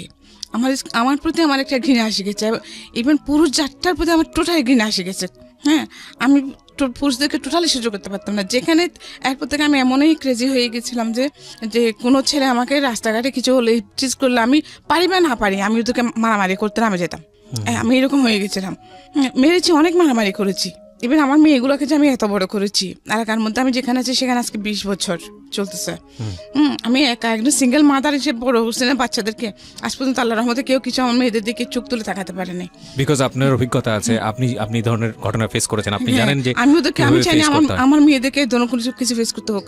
যেমন আমার ছোট মেয়েটা, তা আল্লাহর রহমতে আপনি দেখছেন, ওকে কোনো একটা ছেলে যদি কিছু বলে, ও সাথে সাথে আমার মেয়েগুলো আমাকে বলে, বন্ধুর মতো বড় করেছেন। মানে আপনার নিজের জীবনের অভিজ্ঞতা কাজে লাগিয়েছেন। মাশাআল্লাহ, আপনার 2 মেয়ে অসম্ভব সুন্দর দেখতে। আপনি ওই জায়গাটা একটু যান, গল্পের ধারাবাহিকতায় আমরা সামনের দিকে আগাই। যেটা বলছিলেন যে আপনি ট্রেনিং নেওয়ার জন্য যাচ্ছেন সিটিতে, এরপর আমি বাড়িতে গেলাম। তখন বাড়িতে গিয়ে আমার ছেলে মেয়েদেরকে দেখে 2-3 দিন পর আমি চলে আসলাম। তারপরে আমি একদিন ক্লাস করতেছি, ওইটা আমি দেখে গিয়ে যে ভদ্রলোকের সাথে আমার গাড়িতে পরিচয় হয়েছিল উনি ওখানে হাজির। তো আমার ক্লাস শেষ করে, আমার 2টা পর্যন্ত ক্লাস ছিল, আমি ক্লাস শেষ করে বের হলাম। তো ওনার সাথে গেলাম, উনি বলছে আপনি এখানে থাকেন কোথায়?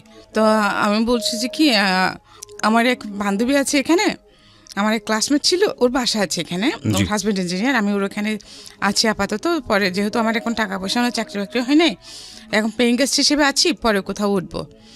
তো কেন জানো, এরপর মানে ওনার সাথে মাঝে মধ্যে প্রায় সময় দেখা সাক্ষাৎ হতো। তো উনি আমাকে বললেন যে আপনার যদি অসুবিধা হয়, এরকম ফাইন্যান্সিয়াল ক্রাইসিসে, আপনি আমার খালা আছে আল করেন ওখানে, আপনি ওখানে থাকতে পারেন। হ্যাঁ, টাকা পয়সা যার আগে সব আমি দিব। আচ্ছা তো আমার ফ্রেন্ডের বাসাতেও দেখতেছি তেমন একটা মানে ও তো সংসার করতেছে। হুম তো আমি বলছি আচ্ছা ঠিক আছে, গেলাম ওখানে। তো ওনার খালার সাথে ওখানে থাকলাম। অনেক দেখার পরে আস্তে আস্তে এই আমার একটা জব হলো কোথায়, 2 নম্বর গেটে একটা গার্মেন্টসে। জি পার্সোনালে আমি ঢুকলাম। তো দেন আমি ওখান থেকে ওনার খালার ওখান থেকে চলে গেলাম। আমি আলাদা একটা বাসা নিলাম, তাও সাবলেটে একটা, কারণ ফ্যামিলি একা তো থাকতে পারবো না, যেহেতু সাবলেটে থাকলাম। তো আমার বাচ্চারা কিন্তু গ্রামেই ছিল। জি তো এই লোক কিন্তু আস্তে আস্তে যে আমার প্রতি দুর্বল হয়ে গেছেন, কিন্তু আমি ওনাকে টোটালি পাত্তা দিতাম না, বা এই ধরনের কোনো আলাপে ওনার সাথে হতো না। হ্যাঁ, জাস্ট দেখা সাক্ষাৎ হলে কেমন আছেন, ভালো আছি, কী করতেছেন, এটুকুই।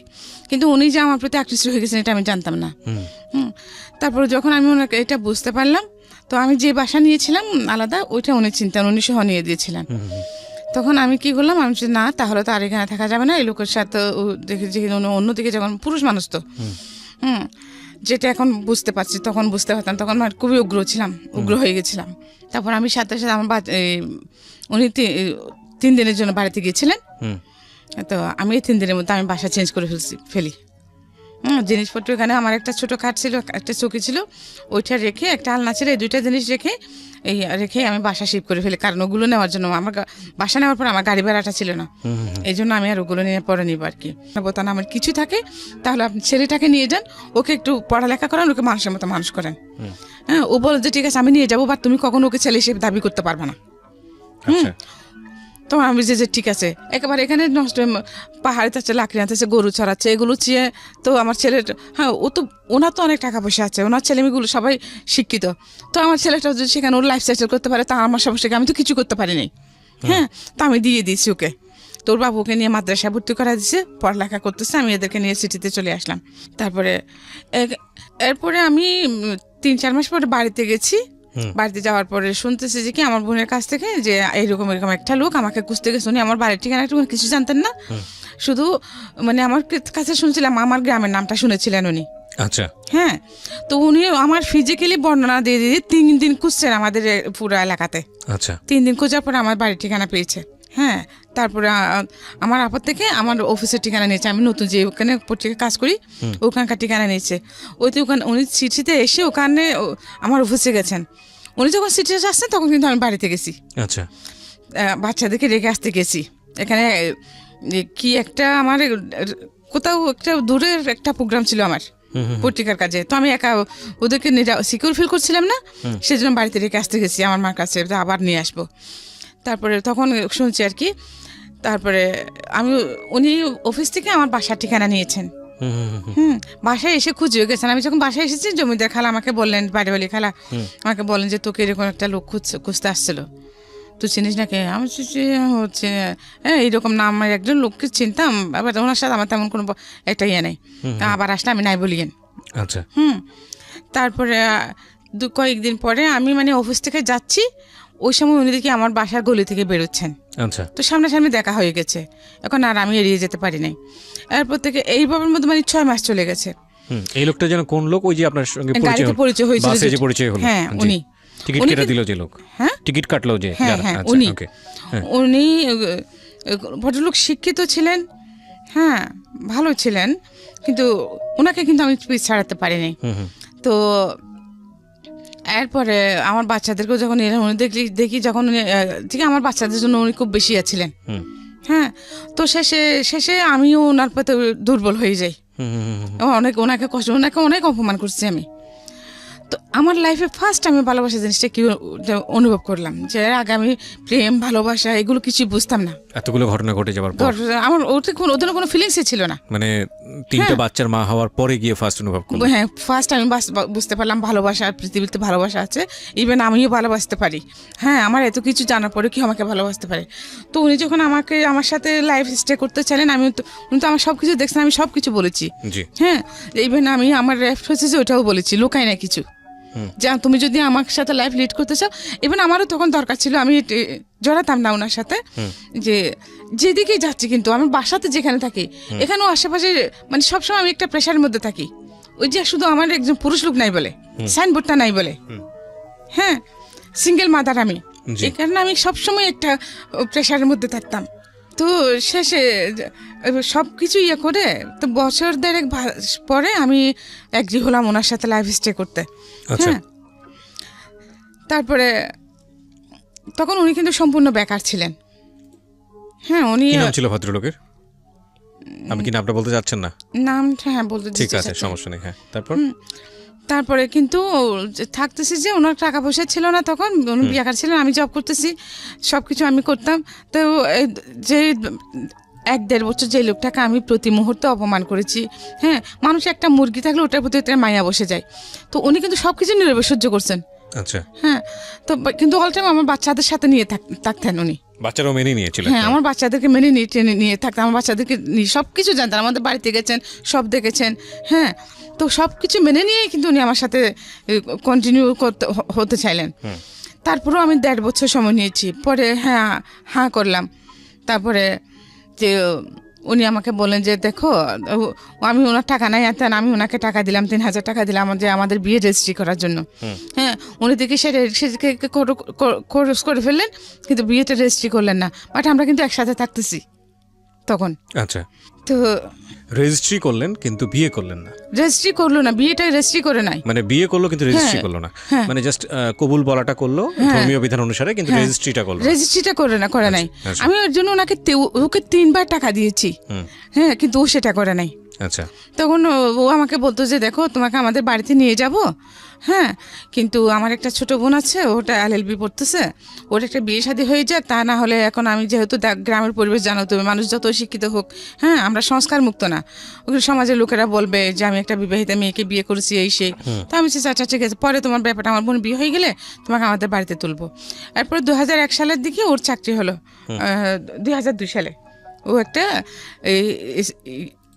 ওই যে লোহা টোহা বানাজের স্টিল, কি বলে এগুলো, ঠিক আছে, সমস্যা নেই, যে কোনো একটা জায়গায় চাকরি টিল বানায় যে এগুলো, আচ্ছা। Rolling mill. আচ্ছা, রোলিং মিলের শোরুমে ওর চাকরি হলো, কাজ করে ভালো ইনকাম করতেছে, কিন্তু সাথে সাথে ও চেঞ্জ হয়ে গেছে। আর আমাকে বিয়ে করার আগে কিন্তু ওর সাথে একটা মেয়ের সাথে বেশ কয়েক বছর রিলেশন ছিল। মেয়ের মা ওকে দেয় না, উনিও ওই মেয়ের বাড়িতে লজিং মাস্টার ছিলেন। তো ওইখানে পড়াতে মানে সম্পর্কটা হয়ে যায়, কিন্তু মেয়ের মারা মেনে নেয় নাই। উনি এগুলো আমাকে সব বলেছেন। তো ঠিক আছে, মেনে নেয় নাই। এরপরে ও মেয়েটার প্রতি উনি আবার ইনভলভ হয়ে গেছেন মেয়েটার সাথে। তো আমার একটা বদ অভ্যাস আছে কি, আমার অনেকগুলো ব্যাঠে বেড়েছে, তার মধ্যে একটা হলো কি যে আমি নিজের চোখে না দেখে এবং নিজের কানে না শুনলে কখনো কারোর কথা বিশ্বাস করি না। এটা খুব ভালো অভ্যাস। এখনো আমি এরকমই। আচ্ছা। তো ওরা আমাকে বলতো, আমি শুনতাম, বাট আমি কখনোই ওকে সার্চ করি না এটা নিয়ে। একদিন আমি এরপরে কিছুদিন আগে যখন চাকরি হয়, তখন আমরা দুজন একসাথে বেরিয়ে যেতাম। ও একদিকে চলে যেত, আমি একদিকে চলে যেতাম, দুজনের ওই দুদিকে। তারপরে আবার আসার সময় কিন্তু আমাকে ফোন করতো, অফিসে ফোন করতো। তো আমি বলছিলাম তুমি বের হচ্ছ, হ্যাঁ বের হতাম, তারপর দুজন একসাথে আসতাম এরকম। তারপরে দেখি কি ও কিছুদিন যাবো তাই আমার সাথে যাচ্ছে না, একটা না একটা বাহানা দিয়ে বাসা থেকে যাইতো। হ্যাঁ, মেয়েটাকে রাখার কিছুদিন মাস 2 পর থেকে। তারপরে আমি কিন্তু ওটা মাইন্ডে টোটালি ছিল না, কারণ আমার মতো একজন ওয়াইফ থাকতেছে, এইরকম একটা মেয়ের দিকে চোখ দেবে প্রশ্নই আসে না। আচ্ছা। এটা আমি বিশ্বাস করতাম না, কারণ হ্যাঁ আমি হতে পারে আমি পড়ালেখা কম, বাট আমি যেহেতু বিভিন্ন রকম মানুষের সাথে আমি যে স্মার্ট কম ছিলাম না, কথাবার্তা সব দিক দিয়ে আমি মোটামুটি ভালোই তো ছিলাম, ওর জন্য পারফেক্ট ছিলাম। হ্যাঁ, আমাকে দেখলে তো এখন পর্যন্ত কেউ বলেন যে আমার এত দুঃখ কষ্ট বা আমি গরিব, এটা কেউ বিশ্বাস করতে চায় না। হ্যাঁ, যে আমার অ্যাটিটিউড দেখে মনে হয় না আমি গরিব, এটা মনে হয় না, এটা কেউ বিশ্বাস করে না। ওই দিন আমার বাংতি টাকা ছিল না, গাড়ি ভাড়া দিব যে, তো আমি কিছু দূর এসে গেটের কাছাকাছি এসে আবার ফিরে গেলাম। ফিরে গিয়ে যে মানে গেছি, মানে ওর থেকে টাকা নিব আর কি, খুচরা টাকা নিব গাড়ি ভাড়া দেওয়ার জন্য। তো দরজা তো এমনি আবজানো ছিল, হুক লাগায় নাই, ঠেলা দিয়েছি ঢুকে, যে আমার ছেলে মেয়ে দুটোটা ভিতরের রুমে, সামনের রুমে দেখি ও মেয়েটাকে জড়িয়ে ধরে চোখ বন্ধ করে আছে, মেয়েটা ওকে জড়িয়ে ধরে দাঁড়িয়ে আছে দুজনে। বাসার কাজের মেয়ে? হ্যাঁ, আমার বাসার কাজের মেয়ে আর আমার হাজব্যান্ড। একজন একে অপরকে জড়িয়ে ধরে দাঁড়িয়ে আছে, দুজনের চোখ বন্ধ। তখন মানে আমার মাথা ঘুরে উঠছে। তো আমি ওকে নাম ধরে ডাক দিলাম, ডাক দেওয়ার সাথে সাথে ও চমকে মেয়েটাকে ছেড়ে, যে মেয়েটাও মাথা নিচু করে দাঁড়িয়ে থাকছে। ও প্রথমে কিছু মতো বলছে তোর ছেলে বলছে যে তুই আমাকে চেক দিতে আসছিস না, পাঠটা কিন্তু আমার মাইন্ডে, আমি কিছু টাকার জন্য। তারপরে এটা বলে ও কি করছে, আমাকে এরকম করে ধরে ধাক্কা দিচ্ছে যে আমি নিচে পড়ে গেছি সিঁড়ি থেকে, সাথে সাথে অজ্ঞান হয়ে গেছে। আমার এখানে প্রচণ্ড আঘাত লাগছিল। তারপর ও কিন্তু আমাকে প্রচণ্ড টর্চার করতো, খুব বেশি মারতো। তারপর আমি ওকে প্রচণ্ড রকম ভালোবাসতাম, আমাকে যেরকম মারতো ওরকম ভালোবাসতো। ভালোবাসাটা আমি ওর কাছে শিখেছিলাম। ভালো আমাকে মারার কারণ হচ্ছে ও আমাকে খুব সন্দেহ করতো। তো এই ঘটনার পরে কি দাঁড়ালো, কি করলেন? এই ঘটনার পরে তো ওটা আমাকে ওই অবস্থার মধ্যে ফেলে পাশে বাসার একজন লোককে সহ ধরে নিয়ে আমাকে বাসায় ঢুকে দিচ্ছে। বাসায় ঢুকে দিয়ে ওর চাকরিতে চলে গেছে। তো তারপরে আমার 11টার দিকে যখন আমার সেন্স আসছে, তখন দেখি কি আমার ছেলে মেয়ে দুইটা আমার বুকের উপর পড়ে আছে, ঝুঁকি আছে আমার মুখের দিকে। তারপরে আমি অ্যাপ্রন পড়তাম অফিসে যাওয়ার সময়। আমি হ্যাঁ, তো ওইভাবেই আমি উঠলাম। ওঠার পরে ওদেরকে জিজ্ঞেস করছি, ওরা বলছে যে ওরা আব্বু ডাকতো। আচ্ছা, হ্যাঁ, ওর তো আব্বু তো চলে গেছে। তখন ওই দিন কিন্তু আমার ওখানে মিটিং ছিল, ইমার্জেন্সি মিটিং, যে বাইরে থেকে ইন্ডিয়া থেকে ডেলিগেট আসবে। হ্যাঁ, তারপরে আমি চলে গেলাম। চলে যাওয়ার পরে আমাকে বস খুব রাগারাগি করলেন, তো আপনি কি হয়েছে আপনার? কিন্তু ও যে আমাকে টর্চার করতো, ওগুলো দাগ টাগ থাকতো, ওগুলো অফিসে সবাই জিজ্ঞেস করতো। আমি এখানে ব্যথা পাচ্ছি, সেখানে ব্যথা পাচ্ছি বলতাম। ও আমাকে টর্চার করার কারণটা হচ্ছে কি, আমাকে বিশ্বাস করতো না যে আমি সারাদিন জব করতাম, ওখান থেকে আসার পর আমাকে জিজ্ঞেস করতো কার সাথে কি করছি না করছি। অথচ আমাদের অফিসটা কিন্তু আপনাদের মতো এরকম ওপেন প্লেস। আচ্ছা, হ্যাঁ, সবার ডেস্ক আলাদা, বাট ওপেন প্লেস। ওকে। তারপরে সে বিশ্বাস করতো না। ওখানে তো এরকম কোনো সিকিউর প্লেসই নেই, শুধুমাত্র চেয়ারম্যান এমডি ওদের কেবিনগুলো ছাড়া। তারপরে সে আমাকে ডেলি একবার কোরআন শরীফ মাথা নিয়ে শপথ করাতো। শপথ করার পর তারপর তার বিশ্বাস সন্ধ্যা সে আমাকে খুব মারতো, অথচ নিজে সেসবের মধ্যে involved। হ্যাঁ, এটা একটা ইন্টারেস্টিং বিষয়। আমি বলছি না এই ঘটনার পরে কিন্তু অনেক ঝামেলা তৈরি হয়ে যাবে না, এটা বলাটা উচিত হবে না। তারপরেও আমি আপনাদেরকে বলি, যিনি সন্দেহ করেন অনেক বেশি, তিনি সাইকিয়াট্রিক সমস্যার মধ্যে আছেন এবং তার দ্বারা ওই ধরনের কাজ হওয়ার প্রবণতাটাও অনেক বেশি। আপনারা যদিও বিষয়টিকে ভালোবাসা হিসেবে দেখি, যে তাকে যে অনেকেই মনে করে যে সন্দেহ করছে মানে আমাকে অনেক বেশি ভালোবাসে সেজন্য আসলে কিন্তু তা না, এটা কিন্তু সন্দেহ করে। রাইট, এটা কিন্তু এক ধরনের সমস্যা এবং এটা ভয়ানক রকমের সমস্যা। এবং এটার অবশ্যই কিওর হওয়া উচিত, কারণ সবচেয়ে বড় ভিকটিম কিন্তু সে নিজেই হয় যিনি সন্দেহ করেন। হ্যাঁ, বলেন। তারপরে এইরকমের মধ্যে মানে এইরকমই চলতেছে।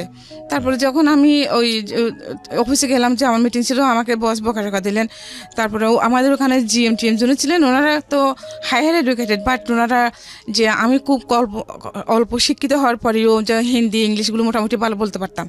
হ্যাঁ, তো একদিন এরকম মিটিংয়ের মধ্যে ইন্ডিয়া থেকে যে 4জন ডেলিগেট আসছে, ওদের সাথে কথা হলো। ম্যানেজার জিএম স্যার বুঝতে পারছিলেন না, বুঝতে পারছিলেন না। দেন আমি বাংলায় ভাষণ করে দিচ্ছিলাম চেয়ারম্যান স্যারকে। তখন থেকে মানে এইরকম বিদেশি যেগুলো ডেলিগেটগুলো আসতো আমি হ্যান্ডেল করতাম। তো পরে আমি চেয়ারম্যানের পিএস হয়ে যাই। হ্যাঁ, মানে আমাকে পিএস করে নেন। তারপরে হ্যাঁ, ভালোই চলতেছে। কিন্তু তারপরে যখন দেখতেছে যে মানে ওর যখন টাকা পয়সা আসতেছে, হ্যাঁ, ও যে বাইরে আমি যেখানে চাকরি করতাম, হ্যাঁ, ওখানকার চেয়ারম্যান কিন্তু ওখানে কেউ বিশ্বাস করতো না আমার বিয়ে হয়েছে। আচ্ছা, ওনার যিনি চেয়ারম্যান ছিলেন, উনি বাংলাদেশের একজন খুবই পরিচিত ফিগার, আমি নাম বলছি না, এখনো আছেন। তো ওনার 3টা ছেলে। তো ওনার এখানে তো লন্ডন, আমেরিকা, এখানে বাংলাদেশ, তো ওনার বাড়ি সব আছেই, ওনার বিভিন্ন দেশে ওনার বিজনেস আছে। তো উনি আমাকে দেখে, আমার এই দেখে ওনার ভালো লাগলো। উনি আমাকে আমাদের ইয়েকে বললেন, আমাদের একজন মার্কেটিং ম্যানেজারকে বললেন আমাকে বিয়ে করার কথা। ওনার সিটিংয়ের মধ্যে যে ওনার বাড়ির ওনার আছে যেগুলো আছে, উনি আমার নামে করে দেবেন, এবার আমার ছেলে মেয়ে দুটো ইয়ে করে দেবেন, আমার নামে করে দেবেন। আমি যেন ওনাকে বিয়ে করতে রাজি হই। ওনার 3টা ছেলে, কোনো মেয়ে নাই।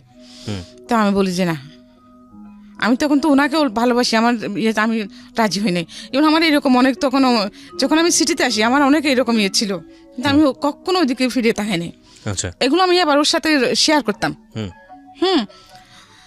তো এই কারণে কিনা জানি না, সে আমাকে কিন্তু প্রচুর সন্দেহ করতো এবং টর্চারও করতো। ডেলি একবার কোরআন শরীফ মাথা নিয়ে শপথ করাতো, তারপরে বিশ্বাস করতো না। তো আমার ছেলে কিন্তু ওই জিনিসটা ওর মাথার মধ্যে ঢুকে গেছে। এমনকি আমি যখন বাড়িতে যেতাম, হ্যাঁ, আমার হাজব্যান্ড ওর সাথে যে পাবলিক বুথ থেকে কথা বলতাম, মোবাইল ছিল না, ওর মোবাইল ছিল, আমার ছিল না। পাবলিক বুথে গিয়ে ওর সাথে কথা বলতাম, বা ফোন বাসায় নিয়ে যেত, মোবাইল বাসায় নিয়ে যেত, এরকম। হ্যাঁ, তো ও আমার সাথে বাড়িতে কথা বলতেছে, এখানে আশেপাশে আমাদের আশেপাশে যে ভাড়াটিয়ার আছে, আশেপাশে ভাবিদেরকে বলতেছে কি দেখানো, ওরা যখন আমাকে মারতো, সবাই বলতো না যে কেন এরকম করেন আপনি সবসময় ডেলি। হ্যাঁ, তো বলতো যে আমার চরিত্র খারাপ। হ্যাঁ, তখন উনি কি করতে আমার সাথে বাড়িতে গেলে আমার সাথে ফোনে কথা বলতো, এদিকে আশেপাশে ওদেরকে বলতো যে কি দেখেন ও এখন ওর অন্য পুরুষ নিয়ে হোটেলে রাত কাটাচ্ছে। আমি তো যাচ্ছি, ওদেরকে বলে গেছি বাড়িতে যাচ্ছি, হুম। ভাবি কোথায় যাচ্ছেন, ভাই বাড়িতে যাচ্ছি, একটু আমার বাসা থেকে খেয়াল রাখেন।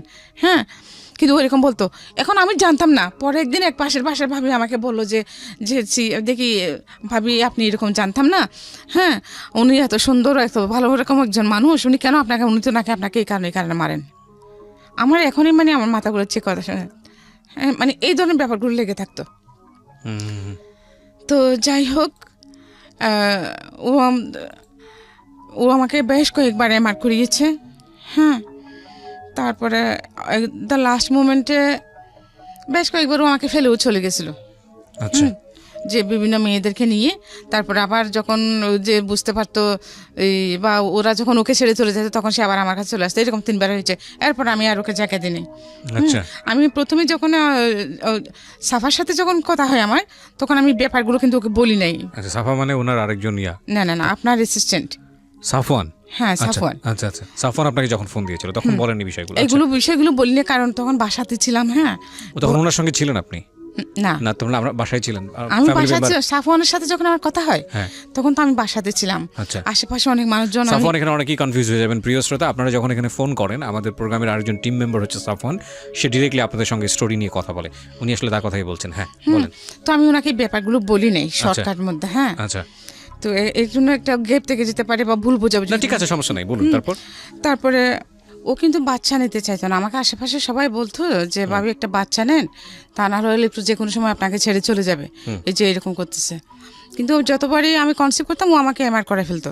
হ্যাঁ, তারপরে এট দ্য লাস্ট মোমেন্টে আমার মেয়েটা, আমি যখন কনসেপ্ট করি আমার মেয়েটা হয়, তখন ও আগের যে ওর ছিল, লাভার ছিল মেয়েটা, ওর সাথে হয়েছে, অ্যাড হয়েছে।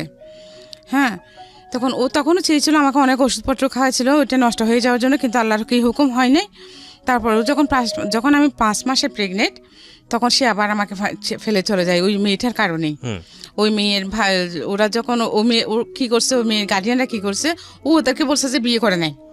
হ্যাঁ, তো আমি যখন আমি খবর পাচ্ছি তখন আমি ওদের বাড়িতে ফোন করছি। আচ্ছা, মেয়ের বাড়িতে। তখন ও মেয়ে বিশ্বাস করে না আমার কথা, বলছে উনি যদি তোমার হাজবেন্ড হয় তাহলে তুমি ওনাকে নিয়ে আমার বাড়িতে আসো। আচ্ছা, আমি কেন তোমার বাড়িতে আসবো? তোমার যদি প্রয়োজন হয় তুমি নিজে এসে জাস্টিফাই করে যাও, তোমার প্যারেন্টসদেরকে নিয়ে এসে তুমি জাজ করো, আমার কি দরকার আসছেন। তারপর ওনার ওয়াইফ, তারপর ওই যে মেয়েটা, মেয়ে সহ মেয়ের বড় ভাই, মেয়ের মা, হ্যাঁ মেয়ের বোন, সবাইকে নিয়ে আসছে। আচ্ছা, দুইবার আসছে। এখন দ্বিতীয়বারের মধ্যে কি করছে, তখন সন্ধ্যাবেলা ছিল, দ্বিতীয়বারের মধ্যে ওনারাও বসে আসছে আমার বাসায়। হ্যাঁ, ওই সময় আমার হাজবেন্ড আসছে। আর আসে যখন ওদেরকে দেখছে, উনি পিছনে তো উড়ে পালা গেছে। হ্যাঁ, তারপর ওরা দেখছে, ওরা বিশ্বাস করছে তখন যে হ্যাঁ এটা আসলে তোর মিথ্যে বলেছিলেন। তখন ওই মেয়েটাও বিশ্বাস করছে। হ্যাঁ, তারপর ও মেয়ের সাথে ও মেয়ে আর ওকে বিয়ে করে নেয়। এখন ও কি করছে, আমাকে ছেড়ে চলে গেছে। আপনার হাজবেন্ড? আমাকে ছেড়ে চলে গেছে। তখন আমি কি করবো? আমার তো তখন চাকরিও ছেড়ে দিয়েছি, যেহেতু আমাকে সন্দেহ করে এগুলো নিয়ে। তখন ও বলছে চাকরি ছেড়ে দে তুই, তাহলে তোকে সন্দেহ করবো না। ওকে, ঠিক, আমি আমার সংসারের খাতে আমি চাকরি ছেড়ে দিলাম, বাসাতেই আছি পার্মানেন্টলি। তারপর যখন ও আমাকে ফেলে চলে গেছে, আমার তো কিছু, আমি কীভাবে চলবো? তারপরে যাই হোক, আমার কিছু সঞ্চয় ছিল, ও যখন চলে গেছে আমার মেয়েটা, আমি তখন 5 মাসে প্রেগনেন্ট। আমি একটা রেলওয়ে কলোনিতে একটা সাবলেটে একটা ছোটো রুম নিলাম। ওগুলো তো সরকারি কোয়ার্টার, ওরা একরকম সাবলেট দেয়। ওখানে আমি একটা সস্তার মধ্যে একটা ছোটো রুম নিয়ে আমার বাচ্চাগুলো নিয়ে ওখানে থাকলাম। পরে আমার মেয়েটা এটা হলো। মেয়ে হওয়ার পরেও অনেকদিন সে কোনো খোঁজখবর নেয় নাই। 2 বছর পর্যন্ত অনেক কষ্ট করছি মেয়েকে নিয়ে, মানুষের বাড়িতে কাজ পর্যন্ত করেছি। তারপর মেয়ে যখন একটু বড় হলো, তখন আমার বড় মেয়ের কাছে ওকে রেখে দেন আমি আবার চাকরিতে ঢুকলাম। ওকে, আবার চাকরিতে ঢুকলাম। তখন তো আমার ওই চাকরিটা তো চলে গেছে। দেন আমি আবার একটা পত্রিকা দেখে পত্রিকা বিজ্ঞাপন দেখে আমি আবার একটা গ্রুপ অফ কোম্পানিতে জয়েন করলাম। হ্যাঁ, তো ওখানে আমি টেলিফোন অপারেটর হিসেবে জয়েন করি। পরবর্তীতে ওইখানেও যে আমার পারফরমেন্স আল্লাহর রহমতে খুব ভালো হওয়ার কারণে আমি পরবর্তীতে ওখানেও আমি চেয়ারম্যানের পিএস হই। আমার ওই গ্রুপ অফ কোম্পানির চেয়ারম্যানের পিএস হই আমি পরে। ওনারাও পরিচিত, যে মোস্তাফা গ্রুপ অফ ইন্ডাস্ট্রিজ, সিনভেন্ডের যে সৌদিয়া গাড়ি টাড়ি আছে ওগুলার, তো আগ্রাবাদ ওনাদের নিজস্ব। আমি ওখানে করতাম, প্রথমে টেলিফোন অপারেটর হিসেবে ঢুকি, তারপরে যে ওখানে পিএস হই। আচ্ছা, হ্যাঁ, তো ওখানে আমার অফিসে কিন্তু সবার সাথে, আমার কলিগদের সাথে খুব ভালো সম্পর্ক। জি, হ্যাঁ, আমার কোনো ফল ছিল না। কখনো যে ফল থাকলে তারপরেও যে মাঝে মধ্যে কাজকর্মে তো ভুল হয়, তারপরে কিন্তু ওরা সেটা নিত না তেমন একটা। আর আমি আমার কাজের প্রতি সবসময় খুব আন্তরিক ছিলাম। সকাল 5টায় ঘুম থেকে উঠতাম, উঠে নামাজ কালাম পড়ে নাস্তা বানাতাম বাচ্চাদের জন্য, হ্যাঁ, রান্না বান্না করতাম, তারপর ওদেরকে তুলে যারটা সবগুলো রেডি করে দিয়ে দেন আমি 8:30 পৌনে 9টার মধ্যে বাসা থেকে বেরিয়ে যেতাম। আচ্ছা, হ্যাঁ, আমার বাচ্চারাও নিজে নিজে আল্লাহর রহমতে পড়ালেখা করতো। আমার মেয়ে স্কুলে যেহেতু এটা ছোট ছিল, ছোট মেয়েটা, তো আমার বড় মেয়ে ওকে নিয়ে অনেক কষ্ট করেছে। আমার বড় মেয়ে ওর সাথে ওকে নিয়ে স্কুলে চলে যাইতো, স্কুলে নিত, ওকে বাসায় রেখে পড়তো, অনেক কষ্ট করেছে আমার বাচ্চারা। তারপরে পড়ালেখা মাঝে মধ্যে গ্যাপও গেছে, ওর ক্লাস 9-এ 1 বছর ওর গ্যাপ গিয়েছিল। হ্যাঁ, এখন যে আমার যে ওই মেয়েটাকে নিয়ে তো টেনশনে, ওর একটা পরিচয় তো আছে, কিন্তু ওর বাবা তো ওকে পরিচয় দিচ্ছে না। কার বাবা? এই যে মেয়ে ছোটটার পরিচয় দিচ্ছে না। হ্যাঁ, ওর বাবা তো ওকে পরিচয় দিচ্ছে না, যে ও আমাকে ওর ফ্যামিলিতে নেয় না, বাট ও আমায় ওর সবকিছু আমি চিনি জানি। হ্যাঁ, তো ও কিন্তু মানে পরিচয় দিচ্ছে না বলতে আমি যেটা বুঝিয়েছি, যেহেতু আপনার সঙ্গে ওই কাবিনের রেজিস্ট্রি যেহেতু করেনি, ওইটা কারণে সে কারণে পরিচয় দিচ্ছে। ও কিন্তু আমাকে 3-3 কোরআন শরীফ মাথা নিয়ে শপথ করছে, আমাকে কখনো ছেড়ে যাবে না। আর আমাকে প্রথমে আগে যেখানে বিয়ে করছে, বলে রাখি প্রিয় শ্রোতা, প্রত্যেকটা মানুষই সুন্দর, সৃষ্টিকর্তা নিপুণ হাতে তাদেরকে তৈরি করেছেন, প্রত্যেকটা মানুষই তার নিজ কর্মে সুন্দর, কিন্তু বাহ্যিক রূপটা যদি কোনো ফ্যাক্ট হয়, আমি এভাবেই বলতে চাই, বাহ্যিক রূপটা যদি কোনো ফ্যাক্ট হয়, তাহলে উনি যে মেয়ের গল্পটা এই মুহূর্তে বলছেন, ওনার সবচেয়ে ছোটো মেয়ে, ওনাকে আমি দেখেছি, উনি এসেছেন স্টুডিওতে, মাশাআল্লাহ, মানে she is absolutely amazing, she is beautiful, খুবই সুন্দর দেখতে। হ্যাঁ, বলেন। তারপরে এর মধ্যে উনি তো আমাকে ফেলে চলে গেছেন না, তা আমি এত কষ্ট করে আমার বাচ্চাদেরকে আমি বড় করতেছি। আমার বড় মেয়ের কি অবস্থা? হ্যাঁ, আমার বড় মেয়ে তো এখন কলেজে পড়তেছে, ইউনিভার্সিটিতে পড়তেছে, বেসরকারি ভার্সিটিতে, BBA 2nd সেমিস্টার। তো পাশাপাশি একটা জবও করতেছে, তো সংসার চালাচ্ছে। বিয়ে শাদী হয়নি না, তো এখন বিয়ের প্রপোজাল আসলেও আমি দিতে পারছি না, কারণ আমার যে টাকা পয়সাও নাই, তারপরে যে একটা মানুষ আসলে বসতে দিব আমার সেরকম ঘরও আমার নাই। হ্যাঁ, কারণ আমাকে দেখলে কেউ বলে না আমি গরিব, আমার মেয়েদেরকে দেখলেও কেউ বলে না সেটা। তো আমিও চাচ্ছি না আমার মেয়ে কেন, পৃথিবীতে কোনো নারীর জীবনে আমার মতো হোক, এটা আমি চাই না। আমি আল্লাহর কাছে প্রত্যেক দিন প্রার্থনা করি যে আল্লাহ আমার মতো পাবে এই পৃথিবীর বুকে আর কেউ নাই। হ্যাঁ, কিন্তু আমি চাই না কোনো নারীর জীবন আমার মতো হোক। ইভেন আমার মেয়েদেরকে যেন আল্লাহ শুধু দুটো ভালো নামাজি পরেশগার ছেলের হাতে যেন আমার মেয়ে দুটা বিয়ে হয়। আপনার কি এরকম হয়েছে যে বড় মেয়ের বিয়ে এসছে, আপনার এই অবস্থার কারণে ভেঙে গেছে বা হচ্ছে? হ্যাঁ, এরকম হচ্ছে, প্রতিনিয়ত হচ্ছে।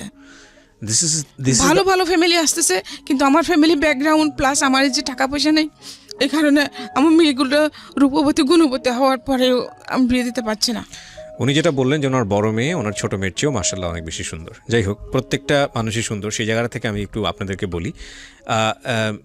দেখুন, গল্পের দুইটা জায়গা, একটা হচ্ছে যে ভয়ঙ্কর রকমের ফাইটের জায়গা হলো ওনার নিজের, উনি নিজে কোনোভাবে নিজেকে কম্প্রোমাইজ করেননি, বা কম্প্রোমাইজ বলতে বলবো অন্যায়ের কাছে মাথা নত করেননি, সে অবস্থায় তিনি উঠে পড়ে যেভাবেই পারুক সামনের দিকে এগিয়েছেন। এখন অদ্ভুত ব্যাপার হচ্ছে, সেখানেও তাকে ভয়ঙ্কর রকমভাবে এক্সট্রিম লেভেলে স্যাক্রিফাইস করতে হয়েছে, এবং সেটা তিনি করতে বাধ্য ছিলেন, নিজ ইচ্ছায় কখনো করেননি, অন্যায় পথে পা বাড়েননি। এই মানুষটি আজকে যে জায়গাটায় এসছেন, সেখানে তিনি 3টা ছেলে মেয়েকে মানুষ করেছেন, বিশেষ করে তার 2টো মেয়ে এবং একটা ছেলে, তাই তো? আপনার 2টো মেয়ে একটা ছেলে, তাই তো? তো এবং এই 2টো মেয়ের বড় মেয়ে এখন সংসার চালাচ্ছে, উনি নিজেও কিছু টুকটাক করার চেষ্টা করেন, আর ছোটো মেয়েটা পড়াশোনা করছে। দেখুন, ভয়ঙ্কর রকমভাবে এই যে সমাজ, আমি যে বারবার আপনাদের একটা কথা বলি যে আমরা ছেলেরা আমাদের সমাজ থেকে যতটা সুযোগ সুবিধা নিতে পারি, আমাদের মেয়েরা কত রকমভাবে যে বাধাপ্রাপ্ত তার কোনো শেষ নেই। এখন দেখুন, এই মেয়েটার বিয়ের ক্ষেত্রে একটা বড় সমস্যা, সেটা কি? সেটা হচ্ছে যে এই যে ভদ্রমহিলা, তার যে ফ্যামিলি ব্যাকগ্রাউন্ড বা তার যে স্ট্রাগল, সেই জায়গাটিতে যেটা বলে যে ব্রোকেন ফ্যামিলিতে বড় হয়েছে বা যেটাই হোক না কেন, এটা আমাদের সমাজের এখন একটা অনেক বড় দৃষ্টিভঙ্গিজনিত সমস্যা, এবং সে কারণে ওনার মেয়ের বিয়েটা ভেঙে যাচ্ছে। কি অদ্ভুত বিষয়! আপনি পুরো গল্পটা আজকে এখানে বললেন, আমি আসলে বললে তো কোনো কিছু হবে না, তবে এটা ঠিক যে আমি খুব ধর্মভীরু একজন মানুষ, কতটুকু পালন করতে পারি জানি না, তবে আমি বিশ্বাস করি প্রত্যেকটা মানুষের জন্য আল্লাহ তার বেস্টটা নির্ধারণ করে রেখেছেন। সো আপনি আল্লাহর উপর তাওয়াফ করেন, এবং নিশ্চয়ই আমি বিশ্বাস করি, আজকে তো অসংখ্য মানুষ এটা শুনেছে, আমি জানি অনেকে বিয়েও করার জন্যই আমাদের স্টেশনে যোগাযোগ করবে। আমি তাদেরকে নিরুৎসাহিত করছি এই কারণে যে আমরা আসলে এই ধরনের কমিউনিকেশন করি না। আমরা একটা গল্প প্রচার করি মানুষকে এইভাবে মোটিভেট করার জন্য, যে গল্পটা শুনে যেন নিজের জীবনে সে পরিবর্তন আনে in a positive sense. So আমরা এটা আপনাকে উৎসাহিত করছি না। তবে একটা বিষয় আমাদের না বললেই নয়, সেটা হলো যে যেটা আমি বলছিলাম যে সৃষ্টিকর্তা আমাদের জন্য ভালো কিছু নির্ধারণ করে রেখেছেন। আপনার বরং এক অর্থে ভালো হচ্ছে যে কেউ যদি এসে আপনার সব কিছু জেনে চলে যাচ্ছে, আমি মনে করি ভালো হচ্ছে। সে যদি আপনার মেয়ের চেহারা দেখে হোক বা যে কোনো কারণেই হোক দ্বিধাদ্বন্দ্বে ভুগে শেষ পর্যন্ত বিয়ে করার পরে যদি তখন ভয়ানক রকম ভাবে, তার চেয়ে বরং আমার মনে হয় যে আপনি ভালো মানুষের জন্য ওয়েট করাটাই বেটার। আপনি আল্লাহর উপর তাওয়াফ করেন এবং নিশ্চয়ই আপনার জন্য ভালো কিছু হবে, এটা আমি বিশ্বাস করি। হ্যাঁ, কারণ আপনার মেয়েরা যথেষ্ট পরহেজগার এবং আপনি যেটা বলছিলেন যে নামাজ কালাম করে, শুধু তাই নয় যে তাদেরকে আপনি কখনোই আপনি যে বিপদের মধ্যে দিয়ে গেছেন তাদেরকে আপনি সে আঁচটা দিতে দেননি। রাইট। তো এদিক থেকে আমার মনে হয় যে আপনাকে যিনি রেসপেক্ট করতে পারবেন, ভালোবাসতে পারবেন, শ্রদ্ধা করতে পারবেন, এরকম ছেলেই যেন আপনার মেয়ের জামাই হয়, এইটুকুই শুধু আমি বলতে পারি।